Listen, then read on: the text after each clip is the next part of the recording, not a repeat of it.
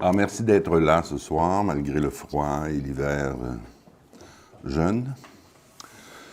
Ce soir, ça va porter, j'espère qu'il y a des gens qui ne sont pas venus pour d'autres choses, sur spiritualité, sexualité, mais dans une perspective de la psychanalyse. C'est-à-dire que, qu'est-ce que nous a apporté la psychanalyse avec la découverte de l'inconscient? Qu'est-ce que ça veut dire par rapport à la sexualité et à la spiritualité? Donc, je n'irai pas métaphysiquement là, sur la planète, c'est quoi la sexualité, puis c'est quoi la spiritualité, c'est un peu trop vaste. Ce que j'aimerais vous montrer d'abord, c'est la position de Freud, comment Jung va réagir à ça, et comment Jung, Carl Gustav Jung, est vraiment spécifique dans c'est quoi le spirituel et le religieux. Et j'espère vous montrer que c'est une façon, comme ici, habituellement au Québec, on a vécu le religieux, puis on l'a évacué, à cause qu'il était trop dans l'institution, qu'il était trop dans les dogmes. La position de Jung est vraiment nouvelle à ce niveau-là. Et c'est ça que je vais essayer de vous parler dans une deuxième partie, en gros. Mais d'abord, pourquoi Jung n'a pas accepté, justement, la position de Freud sur la sexualité? C'est que la sexualité, évidemment, jusqu'à 1900, elle était toujours là. Mais on n'admettait pas qu'elle pouvait avoir un effet si grand sur les maladies mentales en particulier. La psychanalyse, c'est des médecins.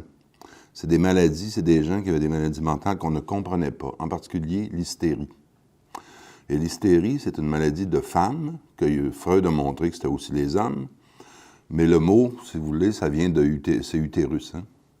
Et c'est très, très ancien. C'était la maladie des chaleurs féminines, si vous voulez.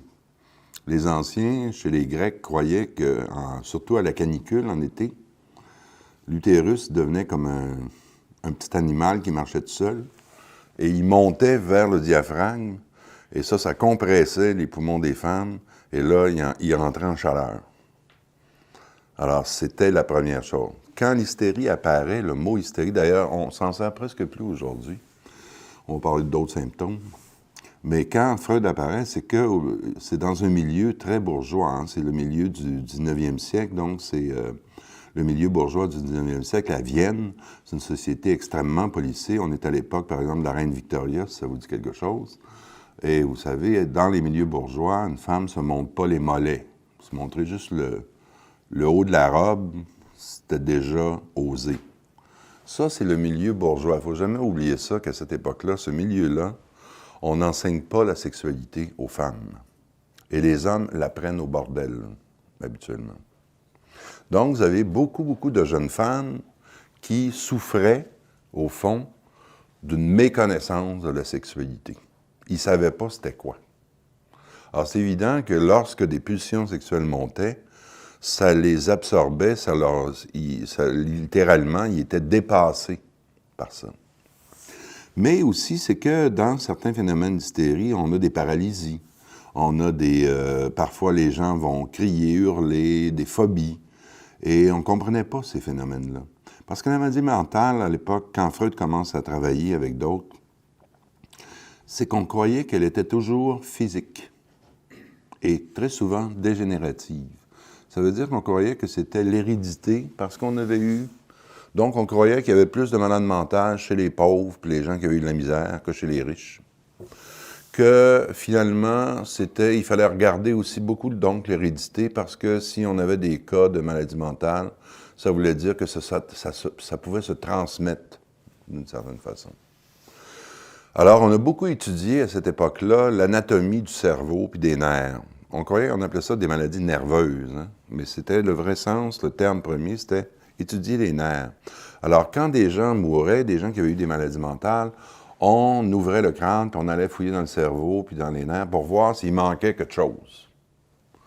Et Freud, par exemple, a étudié à Paris en particulier, à un moment donné, il était étudié à Paris, et il a étudié des jeunes garçons, des corps de jeunes garçons ou de garçons, d'hommes morts assez jeunes, et qui avaient des troubles d'aphasie, par exemple, c'est-à-dire des difficultés dans la parole. Et paraît-il qu'il en a fait quasiment 400 à 500. Et on cherchait dans le cerveau qu'est-ce qui ne marchait pas. Et on s'est aperçu, c'est un des grandes, on peut dire, des grandes découvertes de Freud. C'est vraiment lui qui est à la pointe de ça. Il n'est pas vraiment le premier. Il y en a d'autres qui avaient commencé à en parler. mais que c'est pas une question physique qui était en jeu. Alors, c'était quoi? Pourquoi une personne, à un moment donné, qui vivait une vie assez normale, donc assez bien éduquée, n'oubliez pas, on est toujours dans ces milieux-là, arrive à un moment donné complètement paralysée, ne peut plus marcher, ne peut plus boire d'eau, par exemple, refuse de parler, disons, il y a eu un cas, par exemple, c'était une jeune Allemande, donc refuse de parler en allemand, parle juste en anglais. Donc, on appelle ça des symptômes. Et c'est là que va rentrer sa cure, c'est-à-dire on va faire parler ces personnes-là, et peu à peu, en les faisant parler, là, je saute quand même certaines étapes, mais tout ça pour vous dire que peu à peu, Freud va s'apercevoir que d'après lui, tous ces gens-là, ou ces femmes-là surtout, parce que ça a surtout été des femmes au début, souffraient au fond de refoulement sexuel. C'est-à-dire que quelque chose dans leur passé avait été traumatisant au niveau de la sexualité. On l'avait refoulé, donc on a un problème de mémoire, au fond, en jeu. Et comme ça se parlait pas et que c'était refoulé, ça parle à travers le symptôme. Et à ce moment-là, on s'aperçoit que le mental de l'homme, le psychique, peut provoquer des causes physiques. Et non pas l'inverse comme on le croyait auparavant. Auparavant, on croyait toujours qu'il y avait une cause physique à une maladie mentale. Là, on s'aperçoit qu'on peut provoquer une maladie physique parce qu'on a eu une maladie psychique, parce qu'il y a eu un traumatisme, parce qu'il n'y a pas eu intégration d'une donnée qui était inconnue, inconsciente, parce qu'il n'y avait pas eu d'une certaine façon, d'éducation au niveau de la sexualité. Ça, c'est la position de Freud. Et ça veut dire donc qu'on découvrait vraiment que la maladie mentale, une partie des maladies mentales en tout cas, naissait donc de la répression de souvenirs anciens. C'est la base de la psychanalyse. Comment s'en sortir? On fait asseoir ou coucher quelqu'un, à demi-couché, disons, et on la fait parler sans censure. Et à un moment donné, à force de parler, le refoulé viendrait. Au début, par exemple, ils ont utilisé l'hypnose. Et ça se fait encore aujourd'hui. Sous hypnose, on peut faire remonter des souvenirs qu'on a complètement refoulés ou laissés de côté. Et là, en hypnose, l'hypnotiseur va dire à la personne, « Maintenant, ça ne te touchera plus. » C'est quelque chose qui, parce que tu le dis sous hypnose, ça ne te touchera plus. Et quand tu vas revenir normal, on va te réveiller, tu n'auras plus tel symptôme. Ça marche, mais pas tout le temps. Surtout, ça marche tant que le lien demeure entre la personne hypnotisée et l'hypnotiseur. Quand la personne arrête de voir l'hypnotiseur, très souvent, le symptôme revenait. C'est pour ça qu'on a abandonné l'hypnose dans la psychanalyse, à un moment donné. Vous voyez, ce qui joue là-dedans, je ne sais pas s'il y en a qui doutent de l'hypnose, mais ça existe. Moi, je l'ai déjà pratiqué, ça marche. C'est assez fascinant, d'ailleurs. C'est une des preuves de l'inconscient. Sous hypnose, tu peux brûler, tu peux prendre un crayon, tu dis à quelqu'un, c'est une cigarette, tu mets ça sur la peau, et tu as une brûlure. Je l'ai vu, moi. Et la personne fait « j'ai une brûlure ». Ben oui, mais ça fait pas mal. Mais tu as une boursouflure. Tu peux dire à la personne aussi des ordres post-hypnotiques. Tu peux dire à la personne, dans 1h30, tu vas chanter une chanson, tu vas chanter au clair de la lune. Ben, je vous garantis, au bout d'une heure, tu réveilles la personne, elle fait toutes sortes de choses, puis au bout d'1h30, d'un coup, elle part. Au clair de la lune. Qu'est-ce que je suis en train de faire là? Parce que tu as donné l'ordre sous hypnose. Donc, il y a quelque chose qui agit inconsciemment. Si on peut le montrer avec l'hypnose, on peut le montrer aussi donc avec des mémoires et des refoulements. Il y a quelque chose qui agit inconsciemment, je ne comprends pas un traumatisme quelconque, et je le mets de côté de ma mémoire, si vous voulez, objective, et ça reste en dedans de moi.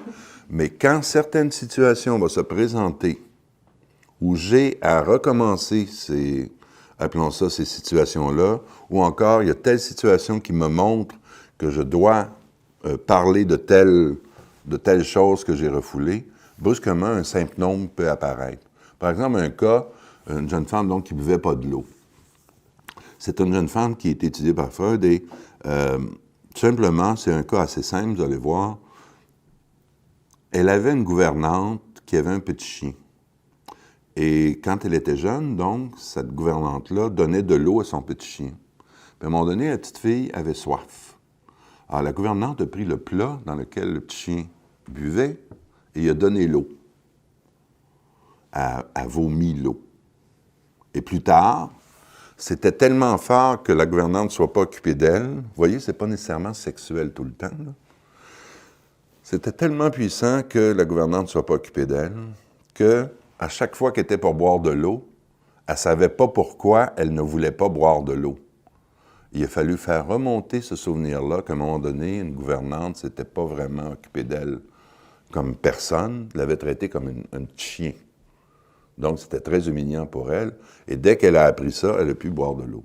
Mais dans d'autres cas, il y a beaucoup de cas, et c'est la position de Freud. Il va dire, au fond, c'est le refoulement de l'instinct sexuel.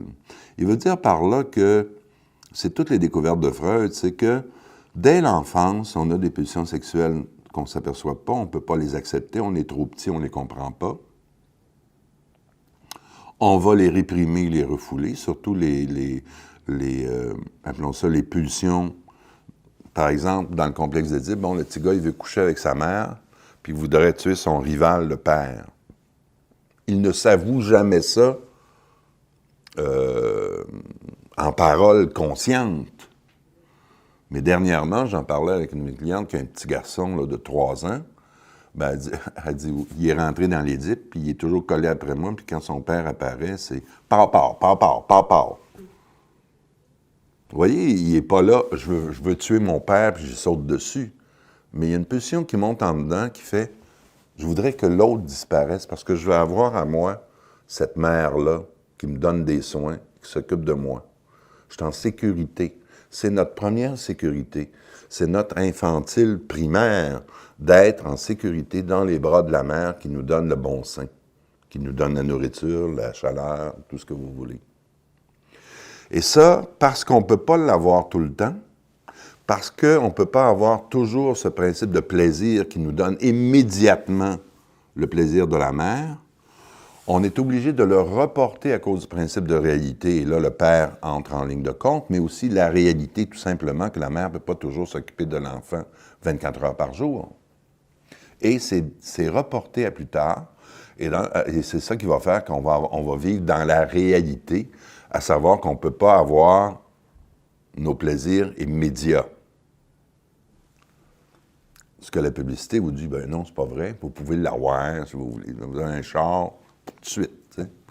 Et on vit dans un monde où on a découvert avec Freud qu'on vit sur le besoin de nos plaisirs immédiats, qu'on ne peut pas les avoir, mais on est toujours en substitution. Sans arrêt, on nous vend. Et là, Freud, c'est puissant ce qu'il nous dit au fond. Mais voyez comment on s'en est servi. On peut s'en servir pour guérir des gens. On peut s'en servir pour dire non, tu ne peux pas l'avoir. Et toute la psychanalyse est très, d'une certaine façon, la psychanalyse freudienne en particulier, est très amère. Pour Freud, il faut renoncer aux besoins des plaisirs immédiats, à la satisfaction immédiate. Et pour la plupart des gens, non, on va dévier tout le temps. On va toujours aller chercher autre chose. Et même Freud le savait, ça. Ah, jusqu'au bout, Freud va dire, sans arrêt, on va chercher ça.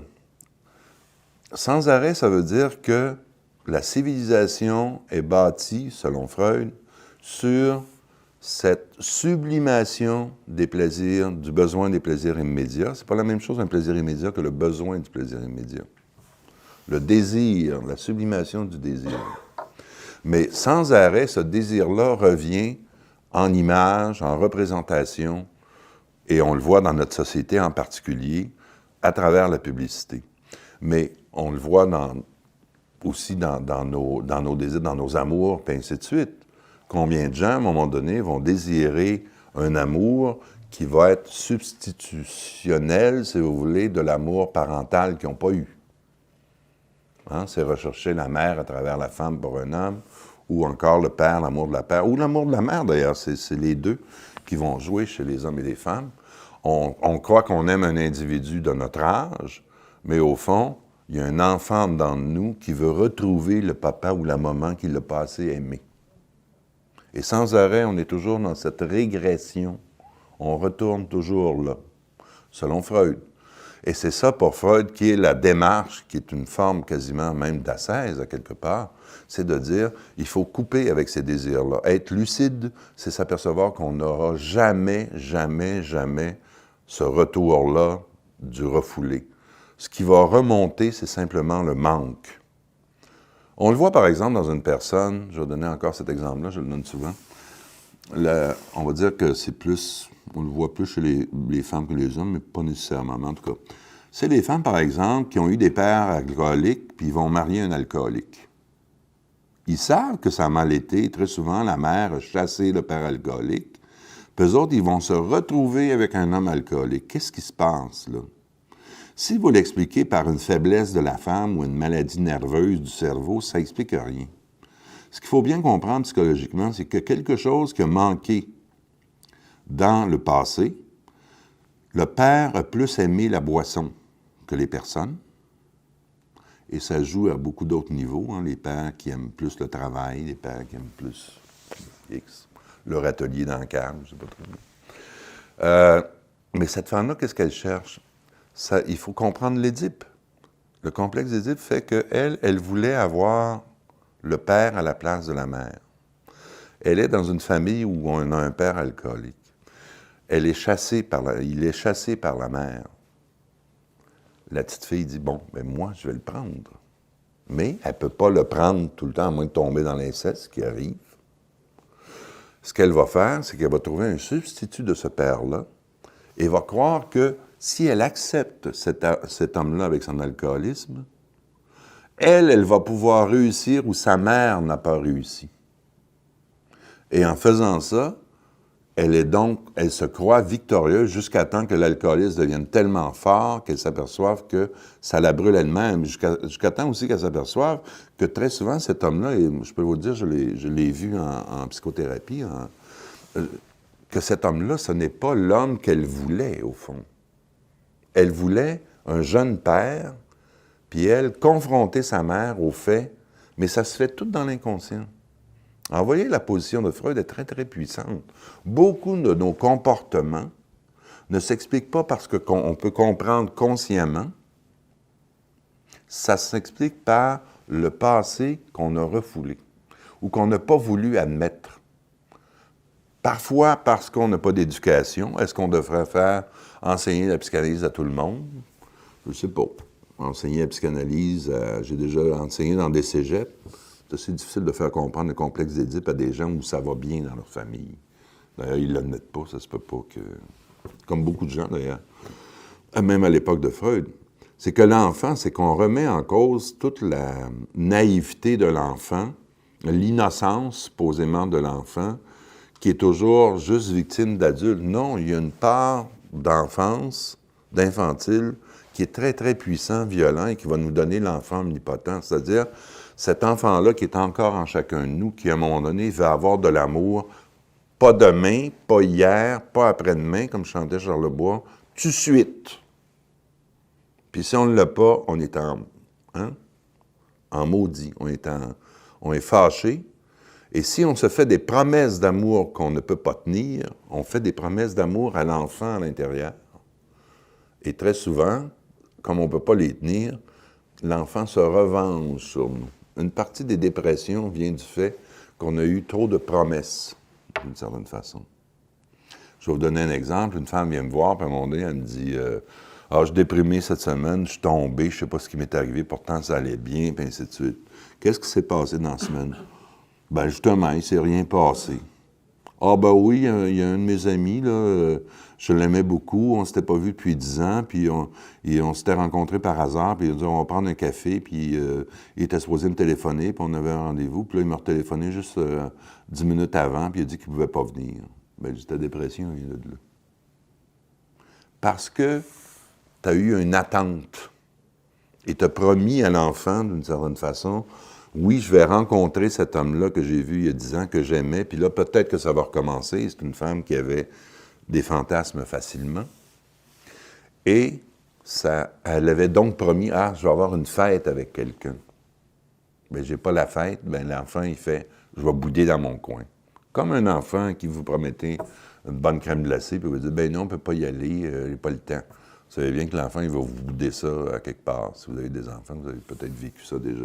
Mais on fait la même chose avec l'enfant intérieur.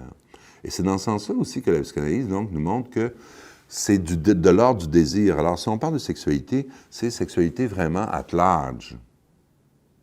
C'est pour ça aussi qu'une bonne partie de la sexualité, comment je dirais ça,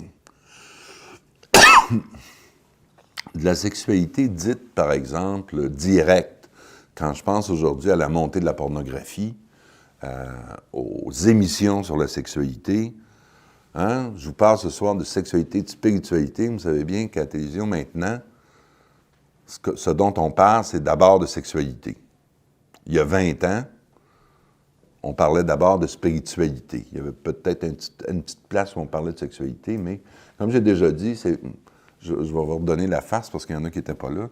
Je trouve toujours fascinant qu'il y a 20 ans, il y a des gens qui allaient à la confesse pour s'accuser de se masturber, alors qu'aujourd'hui, ils téléphonent à une ligne ouverte pour savoir pourquoi ils n'arrivent pas à se masturber. T'sais. Alors, on a changé vraiment de valeur, tu sais.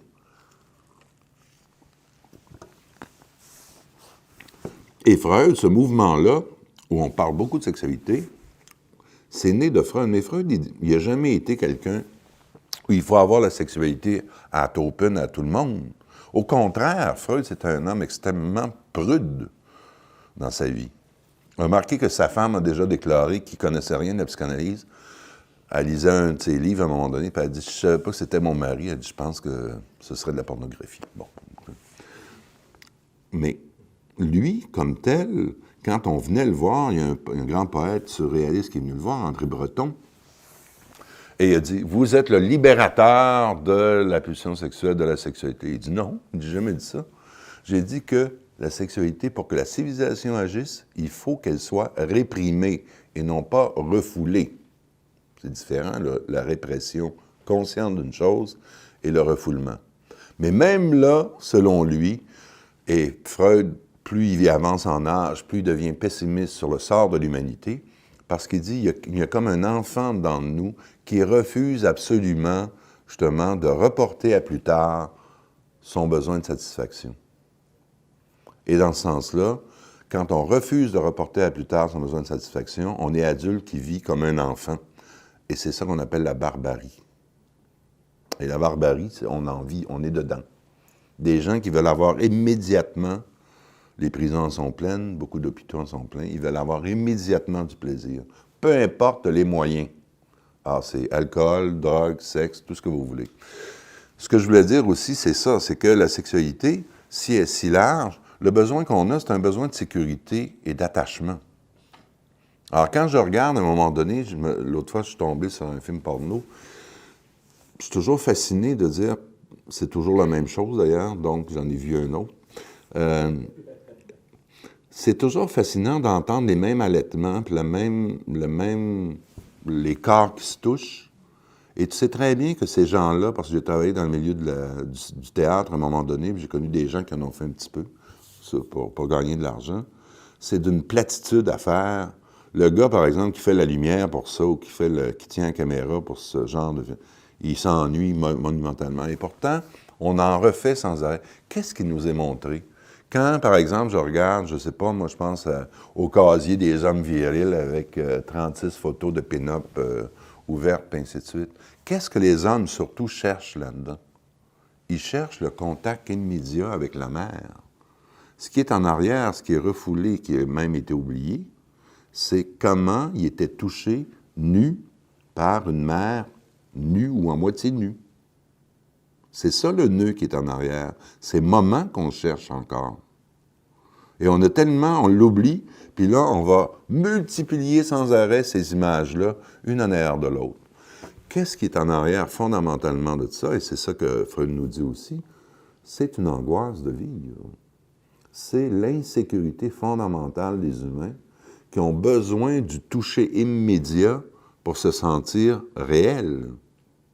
Et dans ce sens-là, c'est vrai que le toucher est extrêmement important. On le découvre, là, tu vas lire, je sais pas, un article ou à quelque part, il faut que la maman touche à l'enfant, on a besoin d'être touché. Donc, tous les massages aujourd'hui, tout ce truc-là qui embarque, il y a sûrement un atelier à quelque part dans la cabane site, là, où on se touche, là, à quelque part, où il faut se toucher. Bon. C'est sûr. C'est quand même fascinant, moi, je trouve aussi. C'est l'ancien séminaire de Montréal. Donc, hein, et là, à un moment donné, c'est ça, c'est comme la religion a pris toutes sortes de bords. Donc, à ce niveau-là, ce que Freud nous dit, c'est assez triste. Mais moi, je le dis parce que je trouve qu'il y a autre chose, et je vais vous en parler avec Jung.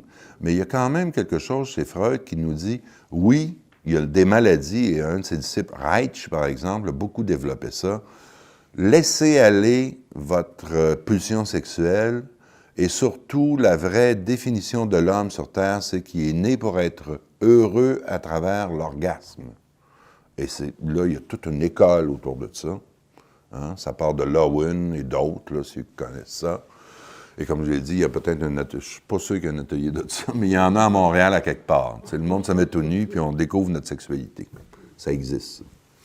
Et dans ce sens-là, donc, ça a été ce mouvement-là de croire que ça a été même jusqu'à mettre en parallèle libération sexuelle, libération populaire avec le marxisme, et de dire que si vraiment on est le capitalisme ou le capital, enfin ça c'est les marxistes qui parlaient de ça, ont tellement de pouvoir sur l'être humain, c'est parce qu'on réprime la sexualité. Donc, dans certains pays, au début de la Révolution russe en particulier, on disait, il ne faut pas avoir de parents. Vous savez qu'au début de la Révolution, ils ont fait des choses complètement... ils ont séparé des enfants, 5 millions d'enfants qui ont été séparés de leur famille, les pères séparés des mères, les hommes des femmes, pour dire il ne faut plus qu'il y ait de lien d'attachement capitaliste. Pour eux autres, l'individu doit être au service de l'État. Alors, ça a créé des bandes d'enfants complètement sauvages qui n'avaient aucun contrôle sur eux autres. Ça a été effrayant. Et en même temps, très rapidement aussi, en disant, bon, ben, on va vivre une sexualité extrêmement libre. Ça n'a pas pris de temps qu'ils sont aperçus, autant dans les pays, en Chine ou dans d'autres pays communistes, que non, il faut réprimer la sexualité. Et c'est devenu...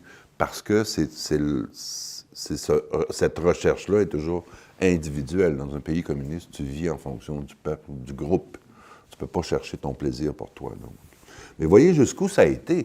Ça veut dire aussi, en Occident en particulier, dans nos sociétés, avec Freud, ça veut dire, et on est dans cette veine-là. C'est là qu'on voit, il faut partir des fois d'un petit peu plus en arrière pour s'apercevoir que quand vous écoutez, je ne sais pas, Mme Saucier, qui nous parle à TQS de dire comment se masturber, est-ce que vous aimez ça, la sodomie, de quelle façon, puis ainsi de suite. Ce discours-là qui est tenu comme si ça allait de soi, il y a un fond. Et ce fond-là, il nous vient de Freud, qui dit, si vous ne vivez pas vraiment votre sexualité, si vous la refoulez en particulier, vous allez être malheureux. Mais il n'a jamais dit, Freud, faites ce que vous voulez et vous serez heureux au niveau sexuel. Il n'a jamais dit ça. Si on regarde la sexualité à ce niveau-là, c'est comme de regarder dans les rêves, de dire, bon, mais je rencontre une personne, est-ce que je vais faire l'amour avec? Si tu le regardes symboliquement, ça se peut très bien que la sexualité prenne un tout autre sens. Et ça, on va le voir un petit peu. J'aimerais vous montrer ça. Ça ne veut pas dire que la sexualité n'est pas importante. Par exemple, Jung a dit à Freud, ou disait à Freud, et là, on rentre dans la critique de Freud un peu, vous avez bien montré qu'il y a eu du refoulement. Mais c'est drôle quand même que dans toutes les psychanalyses, dans beaucoup de psychanalyses qui sont arrivées, si on lève le refoulement, ça n'a pas l'air à arranger tellement les choses. Et c'est ça qui est arrivé avec beaucoup de patients de Freud, de patientes aussi. Il y a même un livre qui vient de sortir où le bonhomme montre que toutes les patientes de Freud qui disaient avoir guéri de leur refoulement, puis leur phobie, puis ainsi de suite, sont toutes retombées dans leur maladie. Qui a donc falsifié d'une certaine façon, aurait falsifié les résultats de ces thérapies. pour prouver sa théorie. Mais remarquez que Freud n'était pas tout seul. Il y a eu des centaines et des centaines de psychanalystes, et ça marche certaines fois. Moi-même, qui est plutôt jungien, puis qui au début a beaucoup travaillé au niveau des grands symboles, mais ainsi de suite, j'ai rencontré des personnes à un moment donné, oui, des cas d'inceste réprimés directement, des cas où des gens vivaient à partir de souvenirs refoulés. Et c'est terrible quand tu fais monter le monde de l'inconscient, à un moment donné, ces souvenirs-là peuvent remonter. Je vais juste vous conter, tiens, un cas. Une jeune femme qui se présente très fine, j'ai toujours trouvé très fine, celle-là. D'une gentillesse extrême, puis avec beaucoup de goût de vivre, et ainsi de suite. Mais elle est homosexuelle, elle était gay, lesbienne. Et pour elle, ça marche jamais, ces histoires d'amour. Elle a essayé une fois avec un homme, elle a dit que ça a été pire. Ça ne marche jamais. Et très curieusement, elle tombe en amour avec la mère des femmes qu'elle aime. À chaque fois qu'elle avait une blonde, elle tombait en amour avec sa mère, quand il y avait une mère. Et là, je me suis demandé, qu'est-ce qui se passe? J'ai dit, est-ce que tu es vraiment, à ce moment-là, homosexuel? Il doit y avoir quelque chose avec la mère ou ta mère. J'ai dit, t'es encore vivante? Oui, t'es encore vivante. As-tu un père? Non, mon père, il est mort quand j'étais très jeune. J'avais 5 ans, il est mort. Et dans ses rêves, il y avait toujours comme une présence cachée qui apparaissait. Par exemple, dans un rêve que je me souviens qu'elle m'avait conté, elle rentre dans une chambre, sa mère est en train de faire le lit, elle lui dit « tu vas m'aider ». Puis elle ne veut pas l'aider. Et brusquement, elle se retourne, puis il y a un homme, elle voit juste comme une silhouette d'un homme en arrière d'elle. Plusieurs rêves avaient cette présence-là menaçante ou une présence masculine qu'elle n'arrivait pas à voir. Et elle est arrivée un jour, elle dit, et moi j'ai dit, d'après moi, il y a quelque chose qui ne marche pas. Tu as dû soit refouler, comme dit Freud, et là, ça ne donne rien d'aller dans les grands symboles, c'est poches de l'homme. Il y a quelque chose au niveau du souvenir qui agit directement. Et quand tu es arrivé, c'était vraiment de l'âge de 9 ans jusqu'à l'âge de 16 ans, sa mère l'a vendu à un homme qui travaillait dans le Nord, et quand il descendait 3 mois à Montréal, elle devenait sa chose. Et la mère, avec la petite fille, préparait le lit du monsieur quand il arrivait. C'est pour ça qu'il y avait tellement eu beaucoup de rêves de préparer le lit. Qu'est-ce que ça voulait dire? Elle avait complètement oublié. C'est pas, là, on n'est pas dans la petite enfance où on ne parle pas encore à 2 ans, 3 ans. On est une petite fille de 9 ans jusqu'à 14 ans, 15 ans, qui a complètement refoulé durant des années, donc, un événement. Et voyez, le rapport à la mère, c'était, elle cherchait la bonne mère. En refoulant que sa mère, au fond, l'avait vendue, ça faisait, c'est pas possible que ma mère ait fait ça. Donc, en allant vers une femme qu'elle pouvait aimer, donc elle détestait les hommes, elle avait commencé. Ça avait été terrible au début en particulier. L'homme n'était pas méchant, par exemple. C'était pas bestial, rien. Mais quand même, commençait à 9 ans, puis ainsi de suite. Bon. Alors, aller vers les hommes, c'était trop difficile pour elle. Mais elle allait vers des femmes, et ces femmes-là, d'ailleurs, c'était pas faire l'amour qui l'intéressait, comme je l'ai dit, c'était la relation. Et là, de passer à la bonne mère. Elle cherchait une mère qui aimait sa fille. Mais voyez comment on peut se tromper si on refoule, comme Freud peut avoir raison à ce niveau-là. Il y a quelque chose chez elle qui refoulait pour avoir une bonne mère de substitution. Sans arrêt, elle recherchait un substitut à sa mère qu'elle avait vendue. Mais moi, ce que j'avais trouvé le plus fort, c'est la personne qui m'avait le plus surpris avec ça, parce qu'il y en a eu d'autres aussi. C'est quand même fort de dire, de 9 ans à 14 ans, tu es assez conscient quand même, et on peut le faire, donc, jusqu'à assez tard, probablement, on peut refouler. On le fait dans des traumatismes aussi, des traumatismes très, très durs, à un moment donné, on va refouler certaines choses. C'est quand même une capacité qu'on a de se renouveler, sinon on serait pris avec plein de traumatismes, on n'arrive pas à les mettre en arrière, à un moment donné. Vous n'avez pas à revivre, je ne sais pas si vous avez assisté à l'agonie de quelqu'un que vous aimez, vous ne le revivez pas sans arrêt. Vous le mettez de côté. Et ça se fait, ça se fait comme de soi, à un moment donné. Si vous n'avez pas été vraiment conscient de ce qui s'est passé, et c'est là qu'il y a des refoulements des fois, là, ça peut revenir. Ou encore, j'ai vu des gens qui ont assisté à l'agonie de d'un parent, et ça revient tout le temps. Mais oui, mais j'ai dit, est-ce que ça allait bien avec ce père? Par exemple, une femme avec son père, ça allait pas très bien, parce qu'ils ne se sont jamais parlé de leur vie. Alors, quand le père est mort, elle était contente. Il y a une partie d'elle qui était contente. Mais elle n'a pas voulu se l'avouer. Vous voyez comment ça se joue, le refoulement. Ce qu'on ne s'avoue pas, c'est pas vrai que ça disparaît. Et ça devrait être d'ailleurs une norme pour beaucoup de gens qui croient que si on ne parle pas d'une chose, que si on ne parle pas de choses mauvaises, puis ainsi de suite, ça disparaît. T'sais? On n'a pas à s'en occuper. Si je ne regarde pas la télévision, puis je ne regarde pas, une femme me dit ça à un moment donné, moi je ne regarde pas la TV, les affaires de guerre, puis des affaires, je ne veux pas voir ça, moi, bon, ça n'existe pas. Dans ses rêves, il y a de la guerre, puis il y a des gens qui ont faim, puis ainsi de suite. On ne peut pas faire disparaître le réel comme ça. Hein, c'est la pensée magique qui va là. Bon, je vous ai parlé donc de cette femme-là, et voyez donc jusqu'où ça peut agir.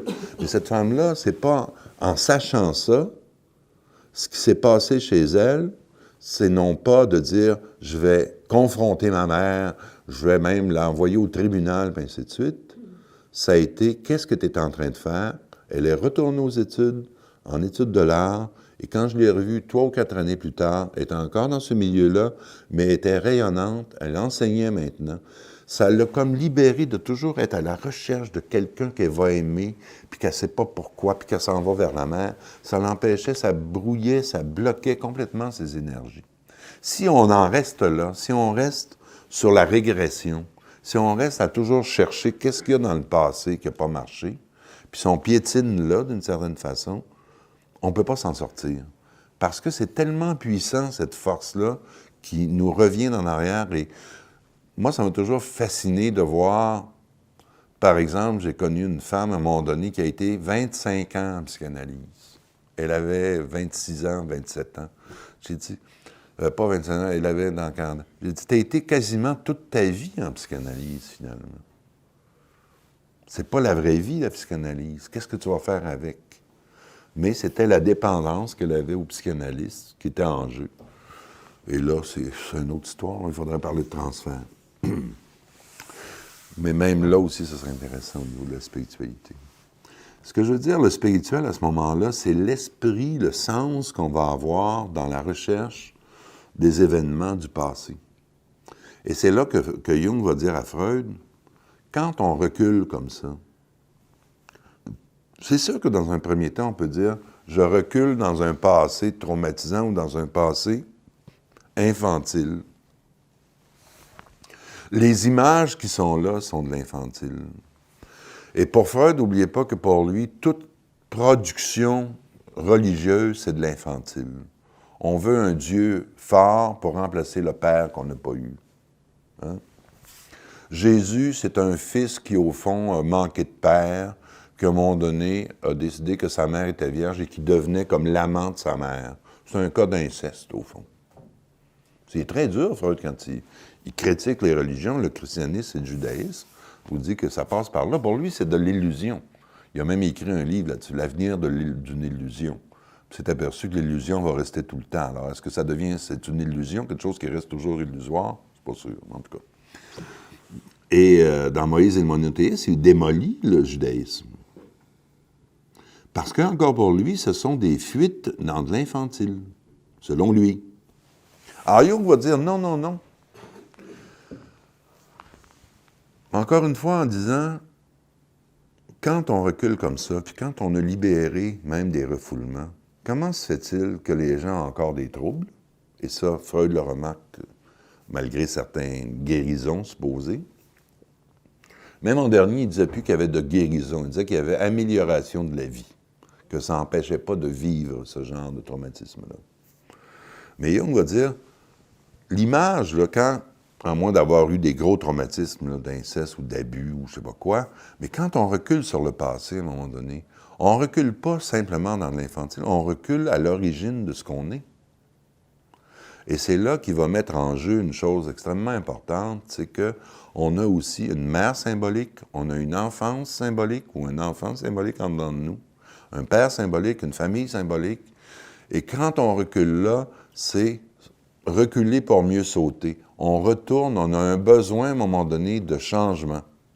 Et ce changement-là, pour Jung, c'est quelqu'un qui est en névrose, quelqu'un qu'on dirait en hystérie anciennement, ou qui a un breakdown, ou qui a, appelez ça comme vous voulez, dépression. C'est pas quelqu'un qui est toujours soumis à quelque chose du passé qui n'est pas réglé et qui l'empêche d'avancer. Jung, il dit, c'est aussi la maturation nécessaire d'une personne qui ne se fait pas. Je suis à côté de moi-même. Un exemple, par exemple, quelqu'un, tantôt j'étais fumé dans quelque part, mais il y avait des employés, je sais pas, ils sont du gouvernement, c'était sans arrêt. Bon, ben moi j'ai pris 3 semaines pour un breakdown, puis moi j'en ai pris parce que je sais pas quoi, là, j'ai eu mal dans le dos, puis là ça m'a donné... à quelque part, est-ce qu'ils doivent rester dans leur job? Puis aujourd'hui, c'est vrai que la société nous oblige, mais j'ai vu des gens tomber malades parce que tout simplement, il aurait fallu qu'ils abandonnent un travail qui était peut-être rémunérateur et sécuritaire pour eux autres, mais ça les rendait malades. Et ça rend malades les gens autour aussi. Alors quand tu vois ça, c'est pas le passé qui est en jeu, c'est l'avenir, d'une certaine façon. C'est qu'est-ce qu'ils vont faire dans leur futur pour être bien dans leur peau et être en accord avec eux-mêmes. Pour aller là, pour vraiment changer, quand on fait une analyse, oui, on va passer à travers la famille, oui, on va descendre dans les souvenirs. Mais voyez, on descend là, puis là, on appelle ça faire du nettoyage. En rêve, ça apparaît, des machines à laver, on fait du nettoyage, du linge à plier, puis ainsi de suite. Très souvent, on prend des douches, on prend des bains, on prend des trucs. Si vous le regardez d'une façon freudienne, on va dire « Ah, vous prenez des douches, des bains, vous les retournez dans l'utérus de la mère, donc c'est infantile, il faut empêcher ça. » Jung va nous dire « Non, non, regardez, on est en train de se renouveler. » Ça a toujours été, et là, Jung, c'est le premier, même Freud va être influencé par Jung. Il n'y a pas qu'il y avait 15 ans de différence entre les deux. Freud a 15 ans de plus que Jung quand il se rend compte. Quand Jung se sépare, il dit aussi à Freud, il faut regarder toute la mythologie. Il faut comprendre tous les aspects de la mythologie. Alors, il a commencé à regarder c'était quoi les mythes grecs, c'était quoi les mythes chez les Romains, c'était quoi les mythes dans toutes les civilisations qu'il a pu trouver à l'époque. Et il s'est aperçu que, premièrement, on trouve d'innombrables mythes qui nous parlent d'inceste, qui nous parlent de père qui couche avec les filles, de fils qui couche avec la mère, et ainsi de suite. Il dit donc qu'il n'y a pas de refoulement dans les mythes. Si vous dites, si ça avait été refoulé, cette notion-là, ça aurait dû être refoulé dans les civilisations. C'est devenu symbolique. Symbolique, ça veut dire, c'est une transformation de quelque chose en dedans. Quand je recule comme ça dans mon passé, je recule pas seulement dans mon passé biologique, je recule aussi dans mon passé psychologique. Ça veut dire, il y a une partie, et c'est un instinct selon Jung, il y a une capacité chez les humains de se renouveler à un niveau spirituel. Ça veut dire qu'une capacité, on est de trouver en dedans de soi un nouveau père, une nouvelle mère, une nouvelle famille, appelez ça comme vous voulez. Mais très souvent, les symboles, ça va être des symboles d'utérus, ça va être des symboles de renaissance. Alors, si je rêve à ça, si je m'occupe de la psyché, je comprends la sexualité très différemment. Si je rêve que je suis en train de faire l'amour, par exemple, avec une femme que j'ai jamais vue dans mon rêve, je me dis pas, je vais la rencontrer dans 2 semaines. Je me dis peut-être qu'elle représente un aspect féminin de moi-même que je n'ai pas encore compris et avec lequel je vais me réunir pour plus tard. C'est très différent à ce moment-là de regarder les choses. C'est vraiment 2 façons de regarder le monde. Et voyez, donc, la première partie, c'est sûr que si un psychanalyste freudien serait ici, il pourrait vous en parler encore plus, il vous dirait, non, c'est aussi créateur, on se trouve soi-même. Mais voyez, la psychanalyse freudienne, d'une certaine façon, Jung a trouvé une limite. Pour moi, je vais vous parler surtout de Jung à quelque part, mais pour dire qu'il ne faut pas dire c'est ou bien Freud ou bien Jung. La psychanalyse freudienne est extrêmement utile quand on a des cas de traumatisme, justement. Elle est extrêmement utile quand des gens arrivent à vivre mal dans leur corps, et ainsi de suite, comment ils ont une perception de l'image du corps. Il faut passer par là. Mais c'est surtout de dire que la sexualité devient... Est-ce que c'est toujours le désir de l'autre qui est en jeu? Est-ce que c'est toujours ce... Parce que Freud résumait à un moment donné la psychanalyse en disant « couper les désirs infantiles ».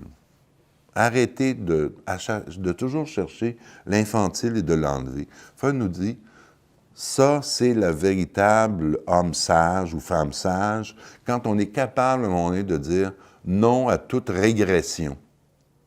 Tu sais, retourner dans le passé.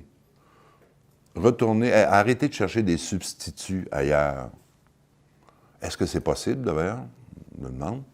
Mais ce que Jung nous dit, lui, c'est on ne retourne pas dans un passé infantile, on retourne dans un passé qui est de renouvellement, de ressourcement, qui est toujours actuel en dedans de nous.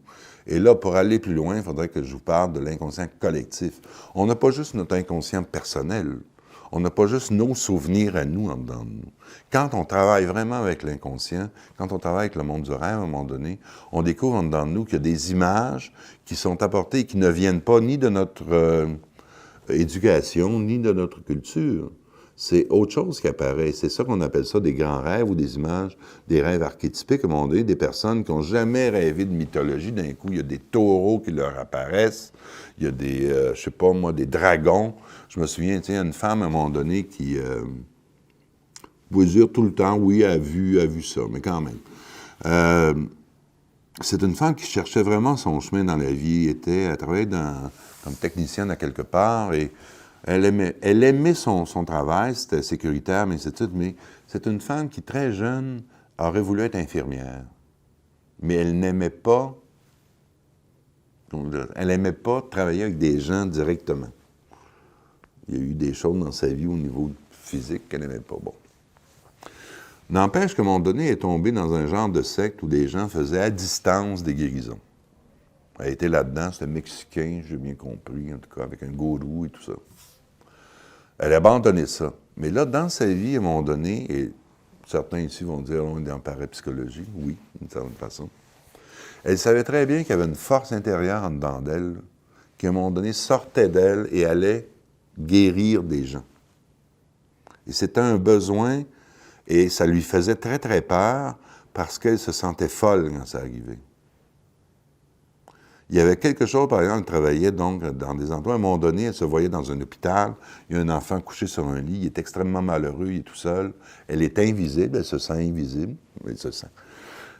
Et là, elle va aider cette personne-là, ce petit garçon-là, par exemple. Un exemple, elle me racontait ça, qu'il y avait un petit garçon, il était très malheureux, il se sentait abandonné.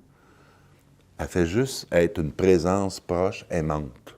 Puis elle revient vers elle. Vous voyez, donc, ça va... Si on explique ça par du délire ou par Freud, c'est quoi? Ça ne s'explique pas. C'est juste du délire, c'est qu'elle a besoin de soigner comme une mère parce que c'est une femme qui n'avait pas d'enfant. On pourrait dire, bon, mais c'est parce qu'elle n'a pas d'enfant. Elle imagine tout ça. Mais n'empêche que la semaine suivante, elle s'en va dans un hôpital, elle passe un couloir, puis à un moment donné, elle s'arrête devant une chambre, et là, elle se retourne, puis le petit gars, il était là. Mais c'est une semaine plus tard qu'elle l'a vu. Et là, c'est demandé énormément, et ça, là, je vais rentrer directement dans un grand rêve, c'est qu'est-ce que ça veut dire? Pourquoi ça?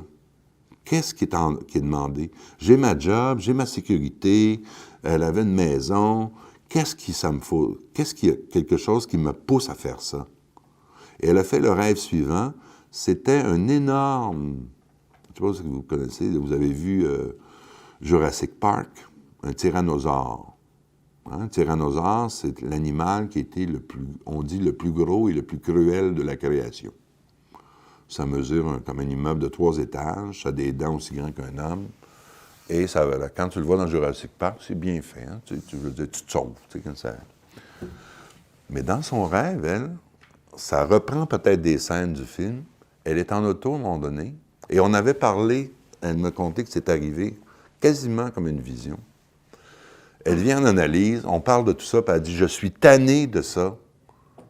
Je ne veux pas être une gourou, je ne veux pas aller là-dedans, je veux rester dans mon corps, je veux faire ma vie comme tout le monde le fait aujourd'hui. » Je dis « Oui, mais tu es tannée de ça. Viens pas me dire que tu n'es pas tannée. Oui, mais je ne veux pas aller là-dedans, j'ai déjà été. » Elle dit qu'elle s'en va, elle reste en banlieue, elle s'en va dans son auto, et à un moment donné, bloum, bloum, bloum, elle sent cette bête, comme dans le film, probablement, l'image, elle m'a dit qu'elle l'avait vu, je crois. Mais elle sent un tyrannosaure qui s'en vient en arrière d'elle. Et brusquement, il rentre, c'est comme s'il pouvait rentrer sa tête dans l'auto, puis là, il est comme un immense œil avec les dents énormes, en tout cas, commence à prendre la place, là. Ce serait trop gros de toute façon, mais c'est un rêve, hein? Et il y a un œil qui la regarde de côté. Et là, elle a peur, elle dit, elle s'est arrêtée sur le bord du chemin. C'est quoi ça? C'est quoi ça? Puis là, elle est retournée tranquillement, elle est partie chez elle, et là, elle dit, qu'est-ce qui m'est arrivé? C'est-tu bizarre? Elle s'endort et elle fait le rêve suivant. Elle est en auto, il y a un truc, tyrannosaure, qui la poursuit, et ça fait « arrête ». Elle arrête, il y a une falaise, il y a un étang tout proche, et c'est un peu boueux. Et elle est debout devant l'étang, et brusquement, elle sent cette présence-là, et elle sent que c'est un tyrannosaure rex femelle. Femme, donc féminin. Et l'autre, elle plonge le museau dans la mare et elle sort une femme et un enfant. Puis elle lui dit, « Toi, tu vas guérir et tu vas aider la veuve et l'orphelin. C'est ta tâche. Tu ne peux pas échapper à ça. Que tu sois dans ton corps ou hors de ton corps, c'est ça que tu vas faire. » Ça l'a complètement ébahi. Puis c'est un rêve extraordinaire. C'est comme si vraiment la force de vie, ce qui est le symbole de la force de vie le plus puissant, au fond, qu'on peut regarder, qu'on dit c'est le plus cruel, ça devenait la grande-mère, si vous voulez, comme symbole, et ça va la chercher, puis ça lui dit, c'est ça que tu vas faire, tu vas aider les gens à sortir de leur souffrance. Même si tu ne le sais pas, c'est ça ta tâche. Parce qu'elle refusait, au fond, l'implication qu'il y avait d'aller toucher des gens, d'aller proche des gens malades. Et c'était sa vraie vocation. Et ça, ce rêve-là, le lui rappelait. Vous voyez, si on le regarde du point de vue freudien, un rêve comme ça, c'est un rêve d'infantile.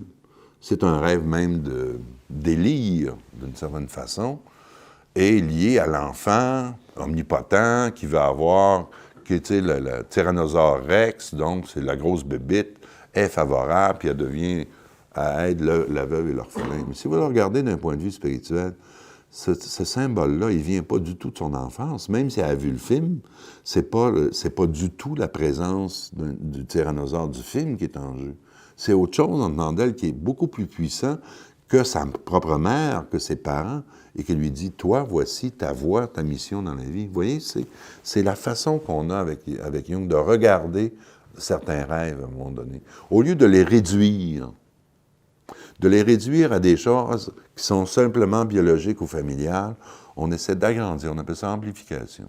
On essaie de voir comment certaines images de rêve vont permettre à la personne d'aller plus loin et de se comprendre mieux, puis de s'agrandir aussi. Parce qu'avec Freud, à un moment donné, dans certains cas, comme moi j'ai lu de cas de personnes qui l'ont côtoyé, beaucoup se sentaient diminués par rapport à lui. Alors qu'avec Jung, quand tu lis les gens qui ont approché Jung, beaucoup ont senti comme un agrandissement de personnalité avec lui. C'est sûr, parce qu'avec Freud, c'est tellement rationnel à un moment donné, l'espèce de lucidité-là qui est belle d'une certaine façon, peut aider certaines personnes, mais ce côté-là chez Jung, c'est de réouvrir au fond l'imagerie mythologique. Quand tu lis peut-être que des gens n'aiment pas lire, là, mais quand on retourne à l'Iliade, à l'Odyssée, quand on retourne aux anciens textes, s'il y en a qui connaissent Joseph Campbell, la mythologie de toute l'humanité, chacun, on la porte en soi. Et on pourrait s'y abreuver, on pourrait y trouver quelque chose. Et c'est cette source-là que Jung nous dévoile, d'une certaine façon. Et pour lui, cette source-là, c'est pas Dieu lui-même, c'est la voie maintenant ouverte parce que c'est la fin des institutions, parce que c'est la fin des anciens symboles religieux. Il y a une nouvelle voie qui s'ouvre en chacun de nous pour retrouver le spirituel véritable, qui est ce qui nous surpasse.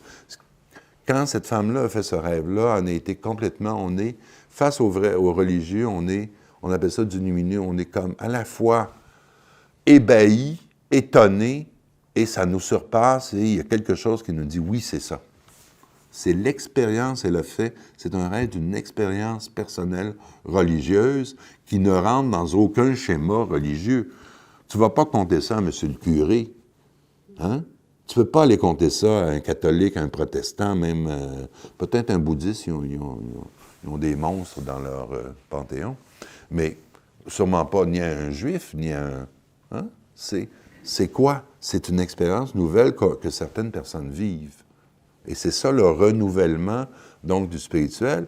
Et c'est quand même ce retour-là à l'enfance, mais qui prend un tout autre sens.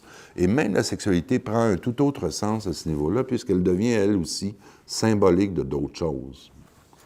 Alors, si on continue le truc, il y a quand même aussi, je voudrais quand même dire, il y en a peut-être qui sont venus pour ça, pour voir, est-ce que la sexualité peut se spiritualiser, ou être plus spirituelle, ou si on est toujours dans le désir, et ainsi de suite. Ici, en Occident, il n'y a pas eu de voie, sauf l'alchimie, et encore, et que beaucoup de gens ne connaissent pas du tout. Mais vous savez, vous avez entendu sûrement parler de tantrisme. Il y a eu des voies dans certaines civilisations, dans certaines cultures, où on essayait. On a pratiqué une sexualité spirituelle, c'est-à-dire que par la sexualité, on voulait atteindre des états spirituels de libération. C'est pour ça que le tantrisme, quand on parle du tantrisme ici, il y a des cours de tantrisme qui se donnent, supposément à Montréal, il y a des groupes de tantra. Très souvent, ce sont des gars qui vont dire « on va vous libérer sexuellement, on va vous faire péter les chakras », puis... Mais le but ultime du vrai... Enfin, ce que j'en ai lu par des gens qui ont pratiqué ça, ou des anciens, soit chinois ou hindous, c'était pas du tout le plaisir. Même, on n'acceptait pas le plaisir. Il fallait retenir la semence chez l'homme, et la femme devait retenir le plaisir pour atteindre un état où ce qu'ils appelaient une force, qui était la Kundalini, qui, selon eux, est une force psychique, spirituelle, qui est à la base de la colonne vertébrale, doit être libérée, ils le voient comme du féminin, qui monte à travers la colonne et qui va se réunir, c'est une forme féminine, avec une représentation, Shiva, le dieu, chez les hindous, un dieu masculin. Donc, c'est l'union du féminin et du masculin divin à travers des pratiques sexuelles. Donc, la pratique sexuelle n'est pas vécue comme, encore une fois, atteindre un orgasme. Même les orgasmes sont interdits. Ça veut dire que ça ne marche pas, la spiritualité, à ce niveau-là. Ça veut dire qu'il y a vraiment une séparation entre spiritualité et sexualité à quelque part. La sexualité, c'est quand même quelque chose, au premier plan, au premier but, c'est quelque chose de suprapersonnel qui vient parce qu'on est des êtres sexués, c'est l'espèce qui se perpétue à travers un homme et une femme. C'est génésique, si on veut. Parce qu'on est civilisé, à un moment donné, il y a une partie de l'énergie qui passait, et avoir du plaisir, c'était, je me souviens, un anthropologue parlait de ça, c'était pour donner, parce que c'est un acte entre deux êtres qui sont bâtis différemment physiquement, c'était pour permettre cette union-là, pour l'échange des chromosomes. Parce que vous avez dans la vie, si on connaît un petit peu l'évolution de la vie, vous avez des cellules, on en a même en chacun de nous, il y a des cellules qui s'auto-reproduisent. Ils n'ont pas besoin d'un autre différent. La stratégie de la différence, c'est d'avoir un pôle génétique qui va être avec un père et une mère, donc un homme et une femme qui arrivent, qui viennent de milieux différents. On va mêler les chromosomes, donc on va avoir plus de diversité, il va y avoir plus d'adaptation au monde extérieur, si on veut, parce qu'il y a plus de diversité. Le plaisir qui était lié à ça, à un moment donné, avec la civilisation, qui allait faire ça, ça donnait du plaisir, il s'est comme détaché, ou une partie s'est détachée, et là, ce plaisir-là, on peut l'avoir avec des substances, on peut l'avoir dans la nourriture, on peut l'avoir avec autre chose. Donc, on vit à un moment donné sur quelque chose qui est seulement la recherche du plaisir, qui était d'abord un signe que, oui, vous avez bien fécondé ou été fécondé. C'est la base.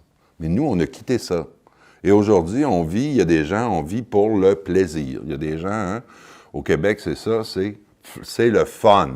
Quand quelque chose n'est pas le fun, au Québec, ça ne vaut pas grand-chose habituellement. Hein?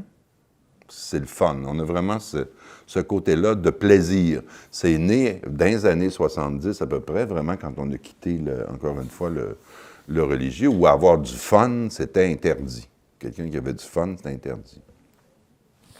Sauf pour certains curés dans leur coin. Bon. Mais, à quelque part, on vit dans cette valeur-là aujourd'hui.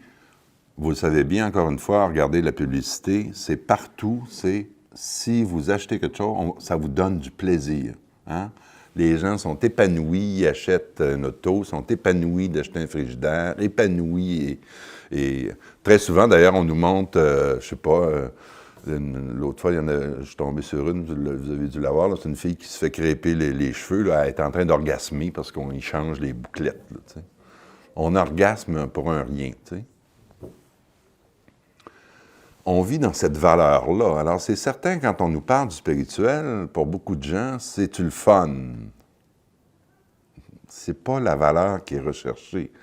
Ce qui est recherché à travers la spiritualité, c'est de trouver un sens, et très souvent, ça veut dire, même, il y a une partie de fun qui va disparaître parce que il y a une partie même de souffrance psychique, parce que c'est difficile, mais ce qu'on va y retrouver, par exemple, ça peut être de la joie, et ça peut être aussi un sentiment profond de trouver un sens à sa vie.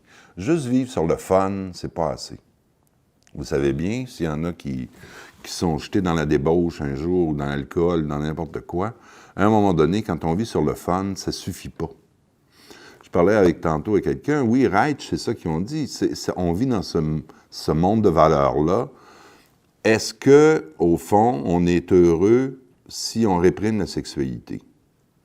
Si on ne le fait pas, qu'est-ce qui arrive? Est-ce qu'on tombe malade, puis ainsi de suite? Il y a des thèses qui disent ça aujourd'hui, encore, et ça vient beaucoup de Freud et de Reich.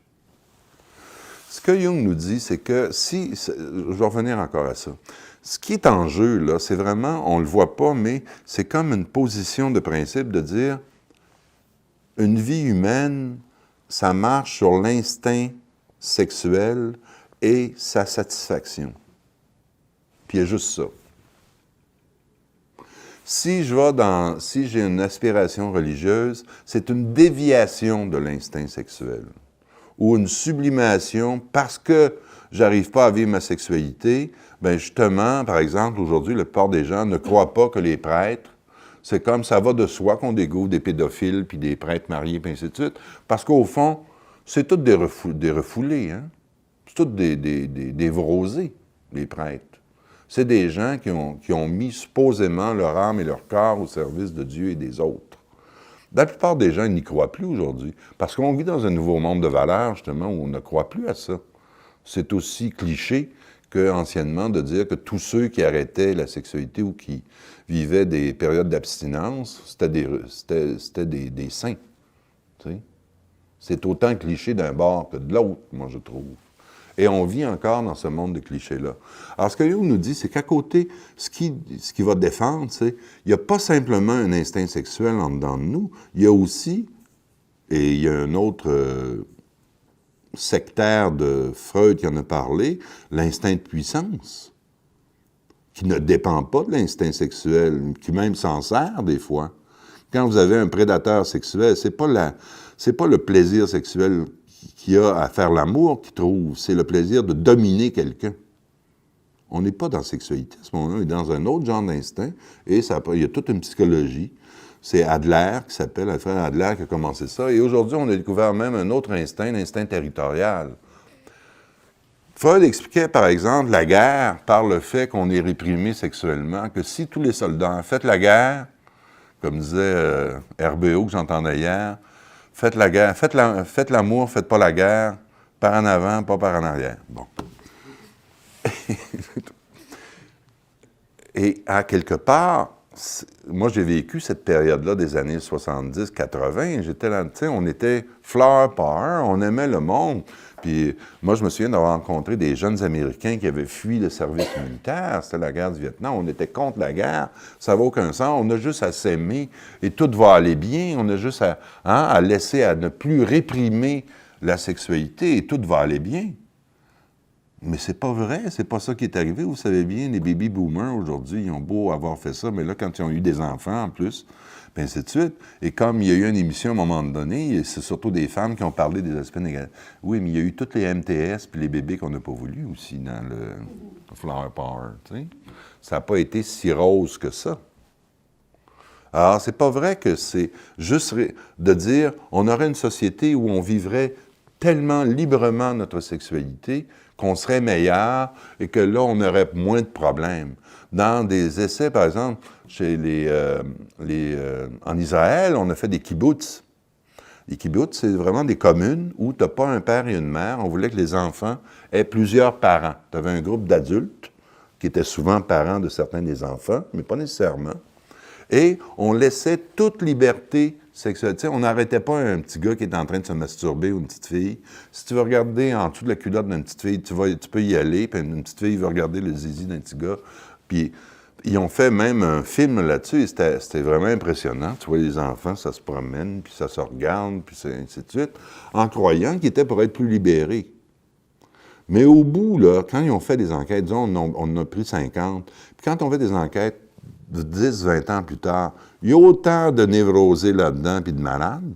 C'est pas ça qui libère, c'est pas vrai. Ce n'est pas... Hein? Si c'était la libération, ça aurait fait des êtres plus libérés, plus heureux, plus ainsi de suite. Tu as la même proportion de gens qui sont malheureux, qui n'arrivent pas à rencontrer vraiment l'amour, qui sont down, qui ont des dépressions, qui ainsi de suite, que dans des groupes qui n'ont pas eu cette libération-là. Alors, c'est pas donc, c'est ça que Jung disait, ce n'est pas une solution, la libération de la sexualité. Et c'est là qu'il va dire, à côté de l'instinct sexuel, à côté de l'instinct de puissance, à côté même de l'instinct territorial, qui est très mal connu aujourd'hui, il y a aussi, selon lui, un instinct religieux. Et cet instinct-là, il se manifeste en chacun lorsqu'on est aux prises avec quelque chose qui nous dépasse, qu'on ne comprend pas, mais qui pourtant donne un sens à notre vie. Et là, ce qu'il appelle Dieu, c'est pas nécessairement une personne au ciel avec une grosse barbiche, c'est un événement, c'est une personne. Et j'aimerais, il y a un livre ici qui s'appelle, c'est dans la bibliothèque spirituelle, C.G. Jung, Le divin dans l'homme, Lettres sur les religions. C'est un Français, Michel Cazenave. Il a ramassé toutes les lettres de Jung où il répond, parce que Jung était un grand épistolier, et il répondait, d'ailleurs, je me demande toujours comment ils peuvent faire ça. Ils écrivent 3000 pages dans leur vie, 10 000 pages. Ils font des 10 000 lettres. Je ne sais pas où ils trouvent leur énergie, mais en tout cas, Jung l'avait, Freud aussi. C'est des gens qui écrivaient beaucoup. Hey, il n'y avait pas d'email à l'époque.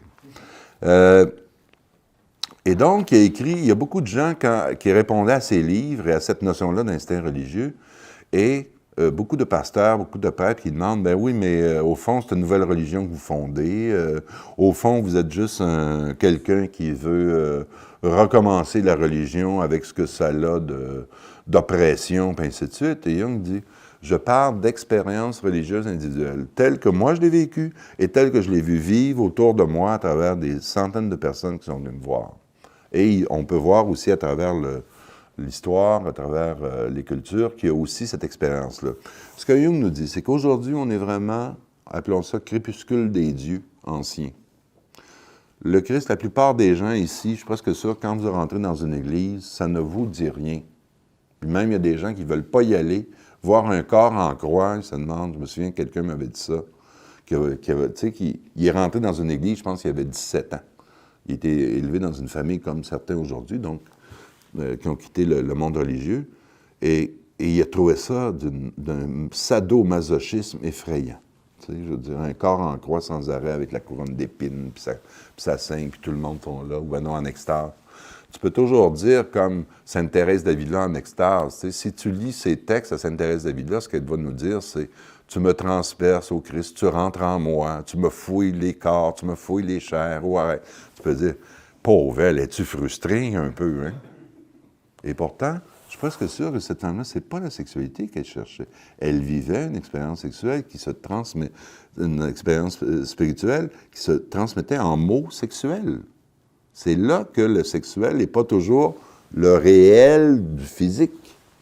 il peut être une imagerie qui nous amène à s'unir, l'imagerie de la fusion, l'imagerie de l'introduction, appelez ça comme vous voulez à un moment donné.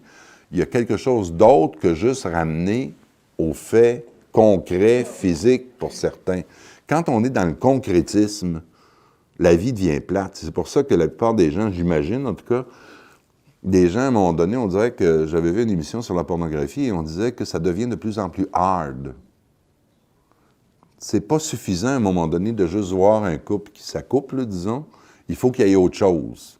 Puis là, ça augmente, jusqu'à, habituellement, on tombe en dehors de la sexualité et du plaisir, on tombe dans la domination. Sadomasochisme. Hein? Les femmes attachées, il y en a une je me souviens, il montrait ce côté-là. C'est une femme, elle avait une poignée de porte dans la bouche, puis elle était attachée dans le dos, puis on la fouettait, puis elle faisait... Tu te dis, ah, non, je suis sûr qu'elle ne jouit pas, elle. Mais dans le film, c'est présenté avec la musique, ainsi de suite, comme si elle jouissait. On nous présente ça comme si c'est le fun, ça. Mais le fun qui est là, comme encore une fois, il n'est pas sexuel, il est de domination. Il est de domination de ceux qui font ça, puis de domination de ceux qui regardent aussi. Et ça, c'est un autre instinct qui est en jeu. C'est l'instinct de domination. L'instinct que le moi, à un moment donné, il veut être plus puissant que les autres. Et l'infantile dont on parlait tantôt, il est là aussi. L'instinct de domination. Prenez, je disais dernièrement dans le Nouvel Observateur, les enfants tyrans. De plus en plus d'enfants de 3, 4 ans, 5 ans sont amenés chez des psychologues parce qu'ils ne répondent plus à leurs parents. Que si, par exemple, ils veulent écouter la télévision ou se coucher tard, ils se couchent à l'heure qu'ils veulent, ils pitchent des objets sur leurs parents. Il y en a qui vont les battre même, hein, les enfants qui battent leurs parents, c'est de plus en plus. Il y a quelque chose de la domination encore qui est en jeu. Et très souvent, c'est qu'ils ont la mèche courte au niveau de, encore une fois, de l'assouvissement, pas juste des plaisirs sexuels, c'est des plaisirs de domination qui sont en jeu aussi. Mais je voudrais revenir avec l'instinct religieux. Ce que Jung nous dit, l'instinct religieux, c'est « j'admets que je ne suis pas seul en dedans de moi et qu'il y a des forces secourables qui peuvent m'aider. » De la même façon que quand je suis malade, physiquement, c'est pas mon médecin qui me guérit, il va provoquer les forces secourables en dedans de moi pour que je guérisse. Ça se fait aussi au niveau psychologique et, selon Jung, au niveau spirituel. Les meilleurs exemples de ça, c'est pas dans la culture récente, même dans la culture de millénaire, c'est la culture chamanique ou des chasseurs-cueilleurs, ou qu'on retrouve chez les Amérindiens même, chez les chamans en particulier. Il y a quelque chose en dedans de moi qui va me donner un sens à ma vie parce que ce sens-là, je vais pouvoir aider les autres ou offrir aux autres quelque chose. On va le retrouver chez des artistes, par exemple. Je parlais tantôt avec quelqu'un, j'ai dit, si vous prenez Riopelle, on sait que Riopelle, il aimait bien les femmes, puis il a couru la galipote, comme on dit, pas mal longtemps. Mais il y a eu des périodes, c'était 6 mois de temps, il n'y avait plus de galipote, puis il n'y avait plus peut-être un peu d'alcool de temps en temps, là. Mais à quelque part, il partait dans son œuvre. Si vous prenez la position freudienne, ben, c'est juste quelqu'un qui n'est pas capable de vivre sa sexualité, puis là, la sexualité, l'énergie de la sexualité est déviée, puis elle se sublime dans la créativité. C'est comme, je pense que c'est Jung ou Freud qui compte ça à un moment donné, en tout cas dans un nazisme, c'était un homme qui... un grand violoniste, mais à un moment donné, il y a eu une maladie mentale, et là, on le retrouvait, et parfois, il jouait du violon, et non, et à un moment donné, je pense que c'est Freud qui demande... vous ne jouez pas de violon, il dit « je ne me masturbe jamais devant quelqu'un ». Parfois, il est dans la sexualité, il va réunir, hein, jouer du violon, c'est comme se masturber. Mais quand il joue du violon, est-ce que vraiment il se masturbe? Ou s'il joue du violon, s'il n'y a pas une créativité en lui qui est autre chose que la masturbation. Et c'est là, c'est ce passage-là qu'il faut faire. Si on ne le fait pas, on va toujours réduire sans arrêt les plus grandes productions humaines. Et ça, Jung le dit aussi dans certains textes, je n'accepte pas qu'on réduise toute la civilisation, toutes les religions, à des fantasmes, à des lubies et à des déviations de l'instinct sexuel. C'est pas vrai que l'œuvre de Jean-Sébastien Bach, c'est parce qu'il ne s'est pas assez masturbé. Pardon? Il a eu beaucoup Ben oui, mais c'est ça, il n'était pas refoulé, peut-être. Je sais pas trop. Mais c'est juste pour vous dire, c'est ça, cette position-là. Et quand on écoute une partie, prenez Mozart, qui lui vivait beaucoup de la sexualité, s'il y en a qui ont vu le film, là, bon. Et dans sa vie, on le sait, il parlait de cul, de fesses tout le temps. Un jour, il a écrit un petit poème d'une vulgarité effrayante, où ça parle de caca, pipi, ainsi de suite. Et il s'est dit, je vais faire une musique qui va être vulgaire. Alors, il fait ça, il fait sa musique, il va voir ses amis, il leur joue ça. Les autres, on leur joue juste la musique. Il y a quelque chose en lui, et la musique n'était pas vulgaire. L'art, ça dépasse la personne. Il y a une force en dedans de lui qui était la force de l'artiste. Et même, comme beaucoup d'artistes vont dire, j'écoute. Jean-Sébastien Bach disait ça. On disait, d'où vient votre inspiration? Bien, il dit, quand je me lève le matin, j'écoute. Beethoven aussi le disait. Alors, dans ce sens-là, vous voyez, si vous ramenez encore une fois tout le temps, vous êtes pris, et d'après moi, il y a des gens qui ont l'air pognés là-dedans. Est-ce que ces psychanalystes-là qui sont toujours en train de réduire tout à de la sexualité ont un problème de sexualité? Je ne sais pas. Jung avait un problème religieux. Bon. Et lorsqu'on lui demandait, c'est quoi à ce moment-là, de quoi vous parlez, puisque vous parlez, vous dites que c'est plus le Dieu au fond des anciens, c'est plus les vieilles valeurs religieuses. Alors, dans une lettre, on lui demande directement, Valentine Brooke, de Worthing, en Angleterre, un 16 novembre 1959, lui demande, donc, c'est quoi Dieu pour lui? Alors, voici ce qu'il répond. Lorsque nous tentons de nous former une image de cette réalité que nous appelons Dieu, nous dépendons largement de nos modes innés et préexistants de perception, et ceci d'autant plus qu'il s'agit d'une perception de l'intérieur qui ne s'appuie pas sur l'observation de faits physiques qui pourraient conférer à notre image de Dieu une forme visible, bien qu'il existe aussi de nombreux cas de cette espèce. Il y a des gens qui ont des visions de Dieu. Donc, Dieu est au premier titre une image mentale dotée d'une puissance naturelle, d'une valeur émotionnelle qu'on confère à cette image et qui est autonome et caractérisée par l'affect, c'est-à-dire caractérisée par quelque chose qui est de l'ordre de l'émotion. Si vous n'avez jamais vécu ça, c'est dur, effectivement, comme dit Jung quelque part, de comprendre de quoi il parle, puisqu'il parle d'une expérience, d'une image intérieure, c'est d'abord une image, qui nous affecte tellement qu'on est ébranlé émotionnellement. Donc, c'est pas en allant écouter la messe, c'est pas en regardant un livre de prière, c'est pas, je sais pas, en allant voir le Vatican, le pape au Vatican, qui est en jeu, ou à se tourner même vers la Mecque. C'est une image intérieure dont il parle, qui apparaît chez des gens qui sont en recherche de sens à leur vie. Donc, des gens qui, à un moment donné, dans leur vie, ont une recherche de sens et se demandent qu'est-ce que je fous sur la Terre, qu'est-ce que ça donne d'être là, ou encore qui sont dans d'énormes difficultés émotionnelles et qui disent, est-ce que je peux abandonner mon moi, mon ego, qu'est-ce qui va monter? Très souvent, il y a une image de ce genre-là qui peut apparaître. Voilà l'essentiel de mes positions. Ceux qui ne sont pas formés à une pensée correcte les tiennent pour définitives, mais aucune position scientifique n'est définitive.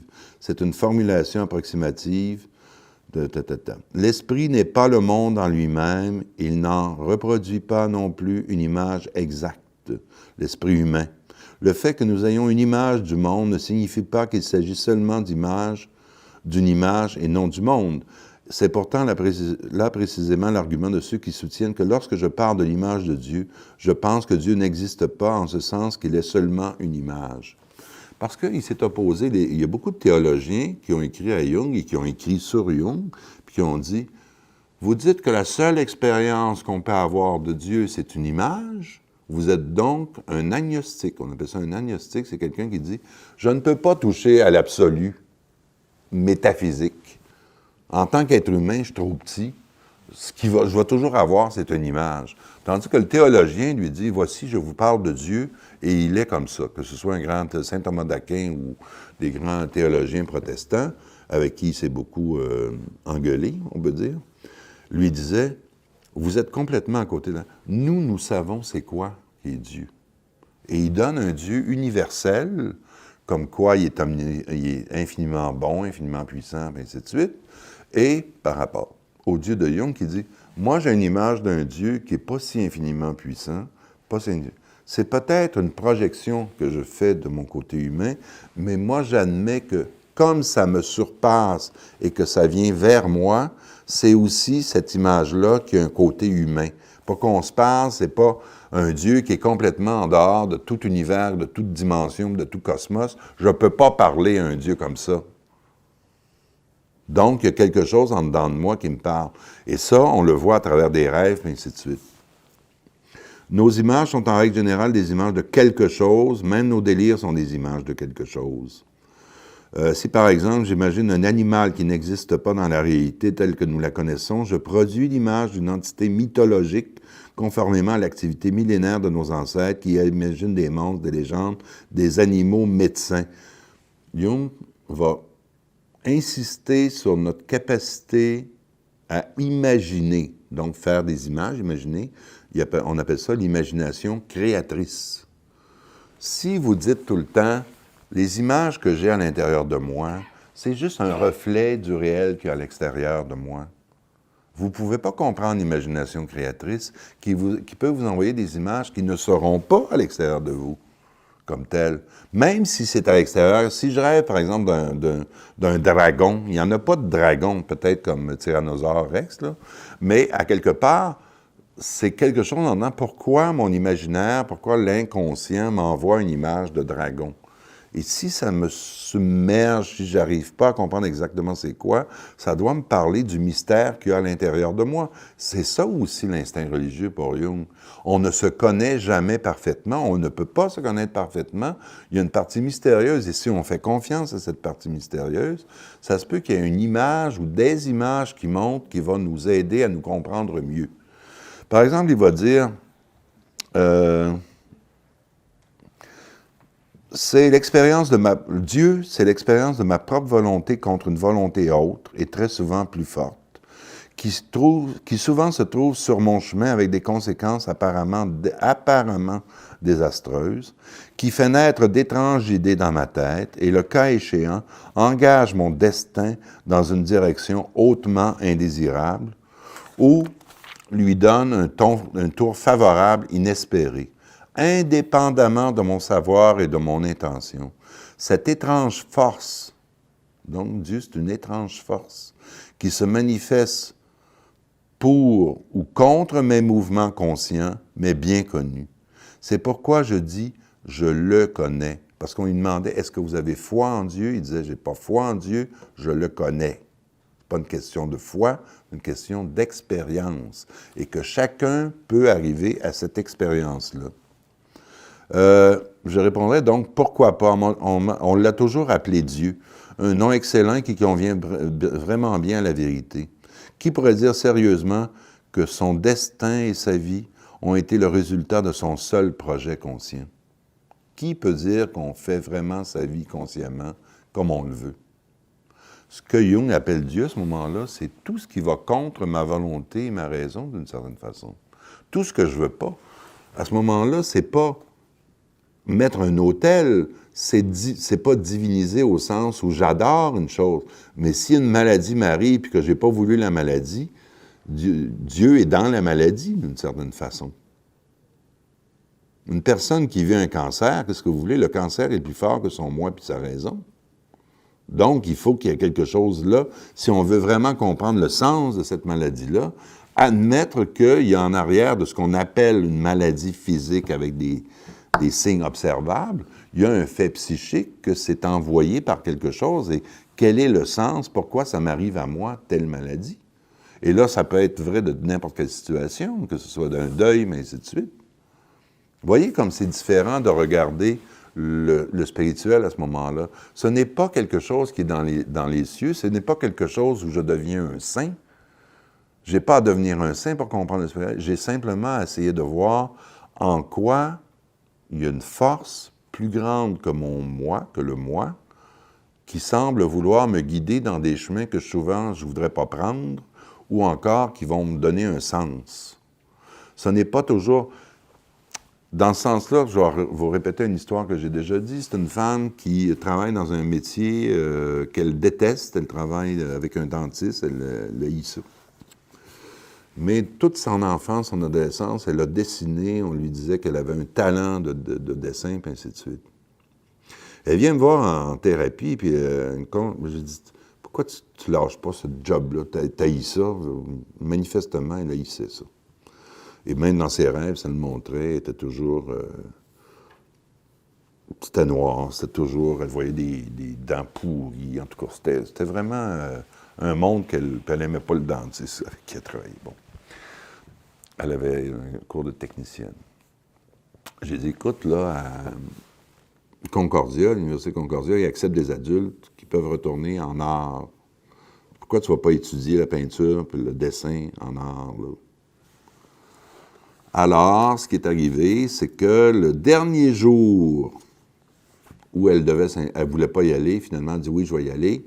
Le dernier jour de l'inscription, donc au début, je pense que c'est août, au mois d'août, qui s'inscrivent pour septembre. Le dernier jour, elle décide d'y aller le matin, mais elle reste couchée. Ben, elle dit, ce qui est arrivé, elle dit, j'ai senti une main qui m'a pris par le collet. Puis elle dit, j'étais les épaules comme ça, j'ai déjeuné rapidement. Puis ça me disait, tu vas aller en Concordia. Puis là, elle est partie, elle a pris l'autobus, elle s'est rendue à Concordia, toujours la tête dans les épaules, en sachant qu'il y avait une présence qui l'a été physique, c'était vraiment comme qui la pognait par le collet littéralement et qui l'a emmenée. Et c'était une des dernières inscriptions qu'elle pouvait faire. Ça avait été complet. Il remplace, je ne sais pas moi, il ramène pas 1000 personnes là-dedans, donc il y avait un contingentement. Et c'était une des dernières inscriptions. Et elle a lâché sa job, elle a été étudiée, elle avait un peu d'argent de côté. Elle peut étudier et elle aussi, là, la thérapie s'est terminée assez rapidement parce qu'elle a trouvé sa voie. Tu sais, toutes sortes de symptômes de maladies qu'elle avait, elle était toujours fatiguée, elle avait mal à la tête, à un moment donné, c'était au niveau sexuel, il y avait des écoulements, il y avait toutes sortes de... Je pense que c'est 2 mois plus tard, elle m'était venue juste pour vous dire que tout allait bien, que sa santé était excellente et qu'enfin, elle avait trouvé sa place. Puis elle avait trouvé des amis, puis ainsi de suite, puis elle se sentait à sa place.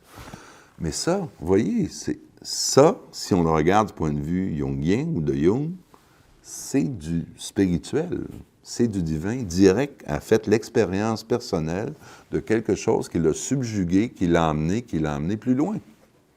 Un autre cas, une femme qui souffrait d'un cancer terminal à un moment donné, se demandait pourquoi cette souffrance-là? Pourquoi de la souffrance inutile tout le temps comme ça? Pourquoi souffrir si fort? On lui donnait de la morphine et ça ne suffisait pas, elle souffrait énormément. Elle a fait le rêve suivant, qui peut-être pour beaucoup serait pas suffisant, mais en tout cas, elle a fait le rêve suivant. Elle voit à travers le ciel, donc elle est dans le cosmos, elle voit des pierres, comme des pierres qu'on mettrait par-dessus, je ne sais pas moi, pas par-dessus, mais à travers une rivière.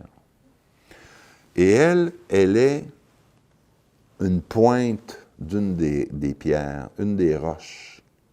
Puis elle se sent mal, puis la pierre tourne lentement sur elle-même, puis elle dit, elle se sent très, très mal. Et brusquement, elle entend comme un pas très lourd qui s'en vient. Et c'est un être immense, mi-homme, mi-femme, immense, qui met le pied sur chaque pierre. Boum, boum. Et quand ça arrive à sa pierre, comme elle est juste sur le bord, puis un côté comme piquant, elle pique le pied. Et l'autre s'arrête, puis il dit, « Non, tu ne souffres pas pour rien. » Puis il continue. Pour elle, ça a fait que sa souffrance, elle l'avait partagée avec Dieu. Elle avait piqué la plante du pied de Dieu. Pour elle, c'était Dieu. Et ça lui a donné un sens. J'ai à souffrir, mais ma souffrance, c'est pas juste pour moi. Dieu souffre aussi si je la donne à Dieu, d'une certaine façon. Même je suis un des passages sur lequel Dieu appuie son pied. Donc, je participe à la divinité. Et ça, c'est trouver un sens à la souffrance. Parce que combien de souffrances sont énormes parce qu'elles ne sont pas comprises? Combien de gens vivent des souffrances épouvantables parce qu'ils ne comprennent pas le sens à leur souffrance? Parce qu'en dedans d'eux, il n'y a pas de force secourable. Et c'est ça la position de Jung.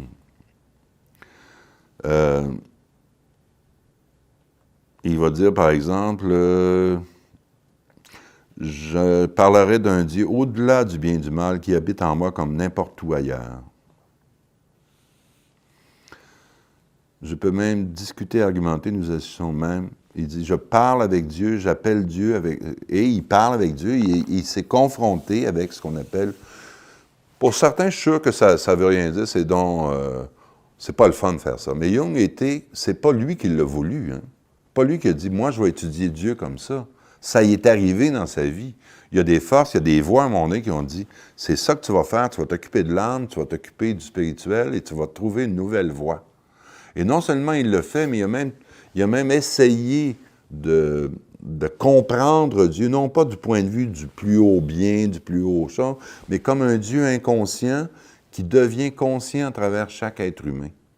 Plus vous êtes conscient de votre souffrance, de conflits qu'il y a à l'intérieur, nos conflits ne nous appartiennent pas seulement à l'ego, ils appartiennent aussi à Dieu. Quand on a un conflit entre spiritualité et sexualité, par exemple, ça se peut fort bien qu'il y ait un Dieu de la sexualité et un Dieu de la spiritualité qui se combattent à l'intérieur de nous. C'est pas juste moi qui est en conflit. Ça veut dire qu'on est chaque être humain à ce moment-là, co-créateur. Où Jung, il disait, il faut enlever, et encore une fois, c'est un peu peut-être naïf pour certains, il faut aider Dieu à se comprendre lui-même. Il faut l'aider à être plus conscient de c'est quoi la souffrance aussi. À quelque part, si on ne le fait pas, si on ne porte pas soi-même, si on ne comprend pas notre propre souffrance, Dieu ne la comprend pas non plus. Et ça, il a écrit un très beau livre qui s'appelle « Réponse à Job » là-dessus. Job, dans l'Ancien Testament, c'est l'homme juste, honnête. Ça se peut pas que le diable l'attaque, mais pourtant, c'est assez curieux.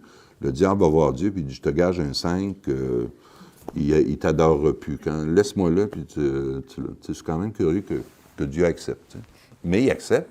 Et là, le diable va voir Job. Là, bon, il enlève ses enfants, il enlève ses troupeaux, il enlève sa maison. Il le rend malade, il lance un tas de fumier. Et là, tous ses amis viennent de voir. Ça doit être de ta faute, Job. Tu as dû faire quelque chose de croche, puis tu t'es pas aperçu. Tu pries pas assez. Et tout ce monde-là. Puis Job, il dit, non, j'ai été honnête, j'ai toujours respecté les lois que Dieu m'avait données, que Dieu nous avait données, et ainsi de suite. Et je vais parler directement à Dieu. Alors là, il part, à un moment donné, il décide d'être son propre avocat, puis d'aller voir Dieu, puis de dire, écoute, j'ai été honnête, puis ainsi de suite, qu'est-ce que tu veux de moi? Et il entend une voix énorme qui dit, qui es-tu, petit humain, pour te mettre contre moi? Moi, j'ai créé la terre, j'ai créé le ciel, j'ai créé les animaux, j'ai créé le Léviathan, j'ai créé ci, j'ai créé ça. Qui es-tu? Alors Job, il fait, excuse-moi. Jung, il dit, la réponse à Job, c'est un Dieu inconscient de la souffrance humaine. Et la réponse, ça va être que Dieu va méditer, disons, quelques siècles. Et il va s'incarner en humain pour savoir c'est quoi la souffrance humaine, et c'est le christianisme. C'est le Christ, c'est Jésus qui devient humain et Dieu, puis qui va comprendre la souffrance humaine. Et Jung va rajouter encore pire que ça, le Christ n'est pas suffisant, c'était un être unique. Dieu continue et il s'incarne en chaque être humain pour comprendre c'est quoi la souffrance. Et c'est dans ce sens-là que c'est pas terminé, il n'y a pas une image de Dieu fixe à quelque part, voici c'est quoi Dieu. Dieu change en autant qu'on le connaît. Dieu, chaque image que vous avez d'une force secourable en dedans de vous, vous rajoutez quelque chose à Dieu. Mais n'oubliez pas que ce Dieu-là, c'est pas un Dieu bon, infiniment parfait. C'est un Dieu aussi qui peut aller... Son côté noir, on l'a appelé Satan. On l'a appelé le diable. Donc, il peut être un Dieu aussi extrêmement jaloux et un Dieu aussi qui peut détruire. C'est un Dieu de destruction aussi. Pourquoi il veut ça? C'est là, encore une fois, il faut en comprendre le sens. Vous voyez jusqu'à quel point, donc, la position de Jung par rapport à la sexualité et à la spiritualité a changé complètement. Il était d'abord du côté de Freud et ensuite, il a changé complètement de bord, d'une certaine façon, sans jamais renier la sexualité. N'oubliez pas ça. Jung a eu des enfants, Jung a eu plein de maîtresses, d'ailleurs, il a beaucoup reproché ça. Il a beaucoup aimé la sexualité. Mais à quelque part, il a dit, il y a autre chose à côté de la sexualité qui n'est pas juste du retour à de l'infantile, comme je disais, c'est cet approfondissement, et ça a été sa vocation, sa vie, de dire, écoutez, chaque être humain, vous pouvez trouver en dedans de vous des forces secourables qui vont vous aider dans le malheur, dans la souffrance. Et même qui peuvent vous aider à être heureux et à trouver un sens à votre vie. Et ça passe par l'étude de soi-même, l'analyse de soi-même, de ses rêves, et aussi par, je dirais, une sorte de naïveté pour admettre en dedans de soi ces forces secourables. Mais pas pour le fun, pas pour le plaisir. On ne fait pas ça pour avoir du fun, pour passer le temps. Voilà, c'était assez pesant et élevé, merci, mais en tout cas, c'est ça. Est-ce qu'il y a des questions ou des remarques? Votre image du divin est bonne, oui? Pourquoi dans les mythologies, et pas seulement dans le christianisme, comment dire, les relations du divin se font toujours avec des vierges Avec? Avec des vierges ou, par exemple, la Vierge Marie, ou bien également dans le bouddhisme. À cause de c'est l'esprit qui est en jeu et c'est pas matériel. Par exemple, le mythe de la Vierge, c'est de dire, ce n'est pas une femme qui a vécu dans le monde. Parce qu'on le trouve dans d'autres mythes où des vierges sont prises par des dieux. C'est sûr que d'un certain niveau, tu peux regarder ça et te dire, bien, au fond, c'est parce qu'il n'y a pas de sexualité, donc ça n'a pas de sexualité, elle est plus pure. Mais tu peux le voir aussi que l'âme, si elle doit accueillir vraiment la valeur suprême, a besoin d'être purifiée. Et elle devient vierge. Elle redevient vierge, disons. C'est le but des purifications. Retrouver en dedans de soi cette âme vierge, ça veut dire retrouver une âme qui ne se donne pas à la consommation immédiate, à l'avidité, au pouvoir, et ainsi de suite. Donc, c'est aussi une fascination pour qu'est-ce que c'est la virginité. Mais c'est certain qu'on peut le regarder de ce point de vue-là. Mais je te dirais que moi, je me souviens d'avoir vu un proverbe arabe qui dit les deux choses que veut l'homme, c'est tuer son ennemi puis avoir une vierge. Alors, pourquoi les vierges, c'est important? C'est nouveau, c'est le renouveau. Puis regarde aussi, encore une fois, si on regarde toute la pornographie ou une bonne partie de l'éros, c'est la jeune femme qui est en jeu, la jeune femme vierge. Encore une fois, on pourrait pousser avec la psychanalyse et dire ce qu'on recherche, c'est la jeune mère. La jeune mère avant qu'elle soit prise par le père mauvais. C'est pour ça qu'il n'y a pas de père dans le mythe chrétien. Et au fond, c'est un désir c'est un désir quasiment suicidaire parce que c'est l'homme, quand c'est l'homme qui le fait, c'est l'homme qui désire que sa mère ne soit pas engrossée par son père. Si c'était arrivé, tu ne serais pas là. Donc, on veut sauver la jeune vierge chez la mère, d'une certaine façon. C'est un cas d'inceste, c'est une variation de l'inceste, comme tel. Mais il y a toutes sortes d'images. Je veux dire, encore une fois, j'aimerais pas qu'on croie que c'est comme quelque chose qui se provoque. C'est quelque chose qui nous arrive dans nos vies. Mais si on n'est pas ouvert à ça, si on n'a jamais entendu parler, pour beaucoup de gens, c'est quoi? C'est quelque chose qui est encore du religieux, encore des affaires plates de religion. Mais même à travers la sexualité, si la sexualité, c'est l'autel sur lequel vous donnez vos offrandes, c'est du divin.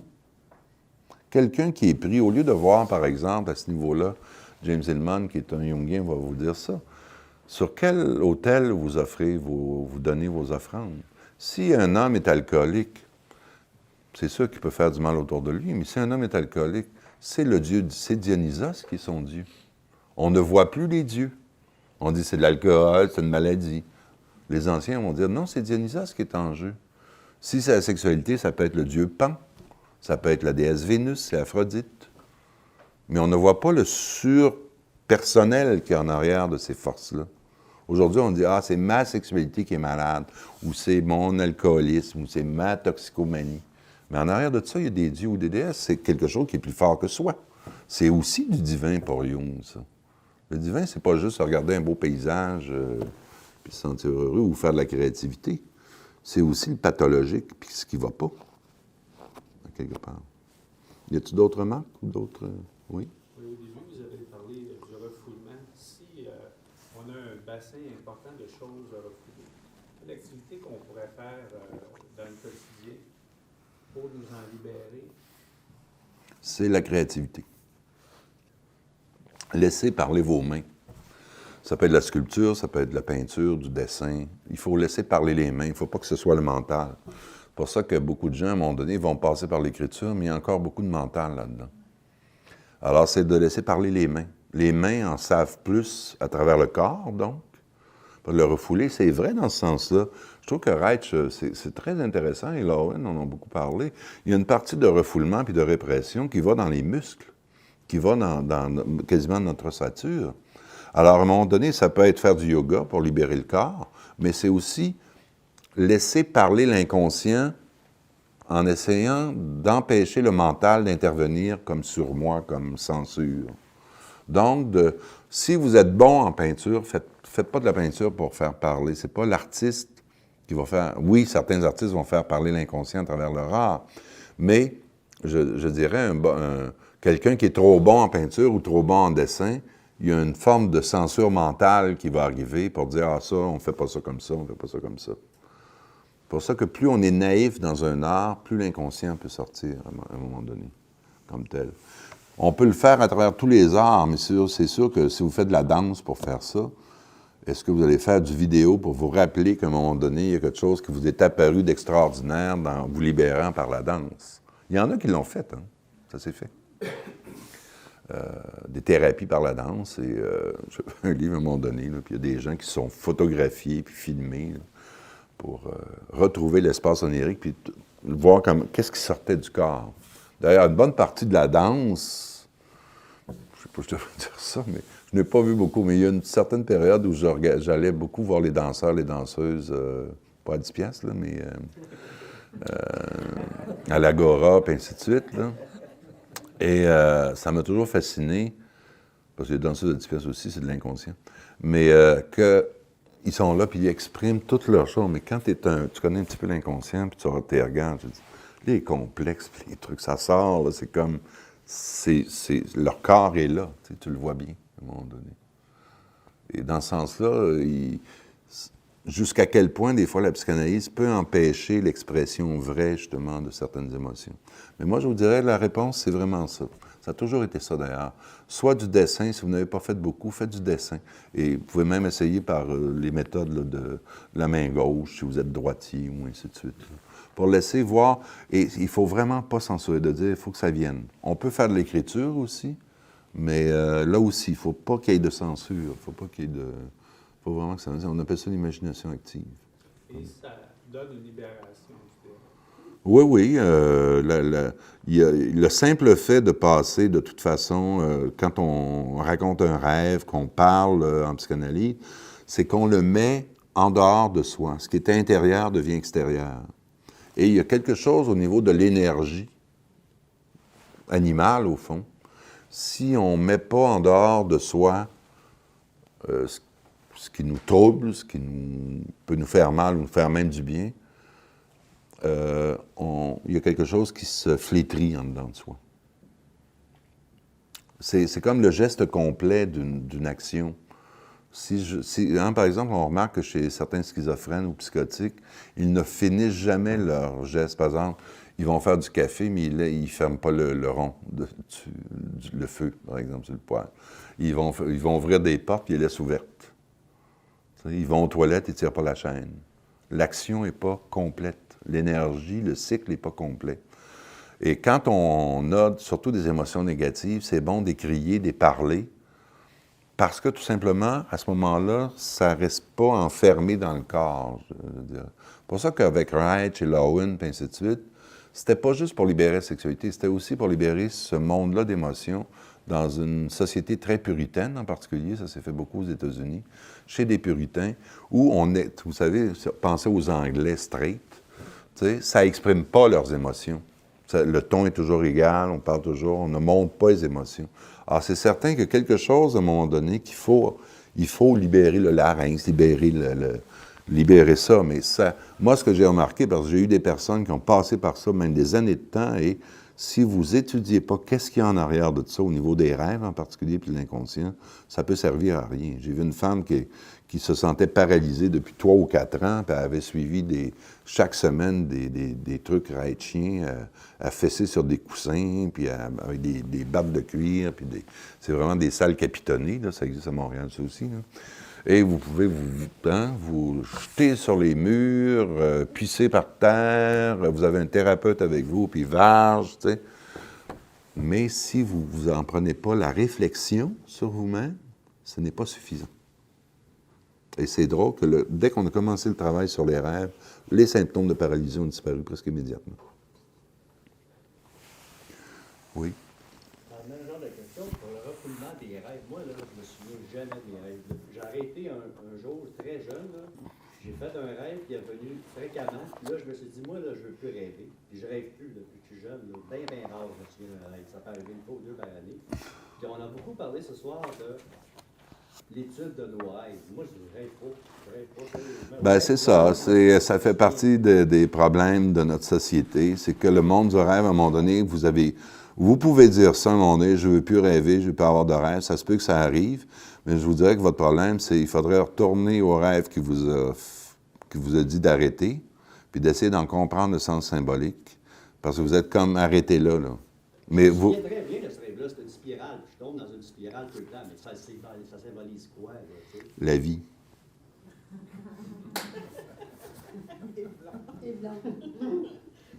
Une spirale, c'est la vie. C'est l'ADN, c'est le... Vous êtes jeté dans le monde, vous avez été jeté dans le monde. Vous m'avez parlé rapidement tantôt, donc je sais quelque chose. Alors, c'est sûr que par rapport à ça, à un moment donné, on dit « Pourquoi on m'a jeté là? » Mais ça vous dit, vous êtes jeté dans le monde. Que vous le vouliez ou non, vous êtes jeté dans le monde. Et votre choix, c'est, ou bien non, vous dites, et les humains ont de ce choix-là, on peut arrêter notre vie. Ou on continue. Et si vous continuez, vous allez être entraîné. Sans arrêt. Sans arrêt.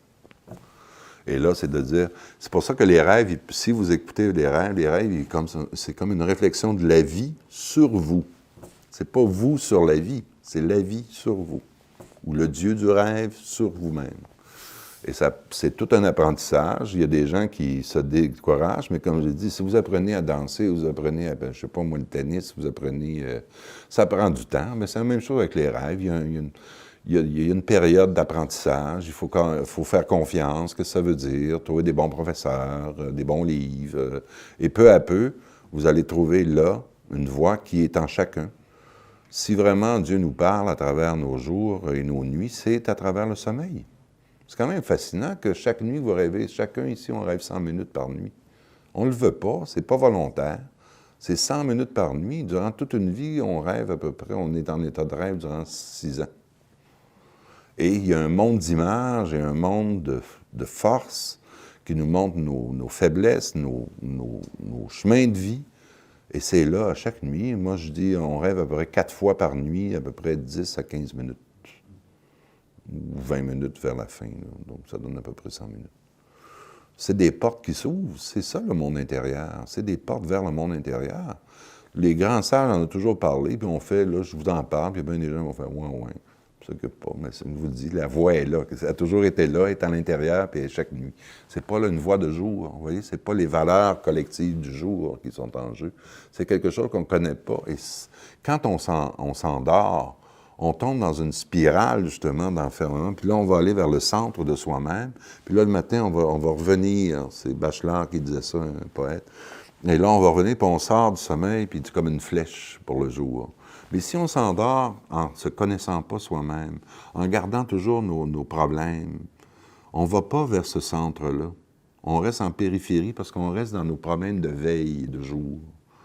Quand on ferait vraiment confiance au sommeil, quand on aime vraiment le monde du rêve, on rajoute une dimension qui est la moitié de nos vies, d'une certaine façon. On passe la moitié de notre temps à dormir. Puis on fait comme si... Moi, je trouve toujours, enfin, c'est un peu un côté philosophe, mais ça va tellement de soi pour tout le monde que vous allez vous coucher tantôt, puis là, vous avez un nom, une profession, puis ainsi de suite. Et là, à un moment donné, ça va faire blackout. Vous êtes paralysé, vous ne pouvez plus bouger, vous êtes dans le noir, vous êtes dans l'état de sommeil, les paupières se ferment, c'est fini. Et là, il y a des images qui vont vous apparaître que vous ne voulez pas. Puis là, demain matin, vous allez vous réveiller, puis vous allez vous regarder dans le miroir. Où y était le moi là, que vous dites, ça c'est moi, quand vous regardez le matin?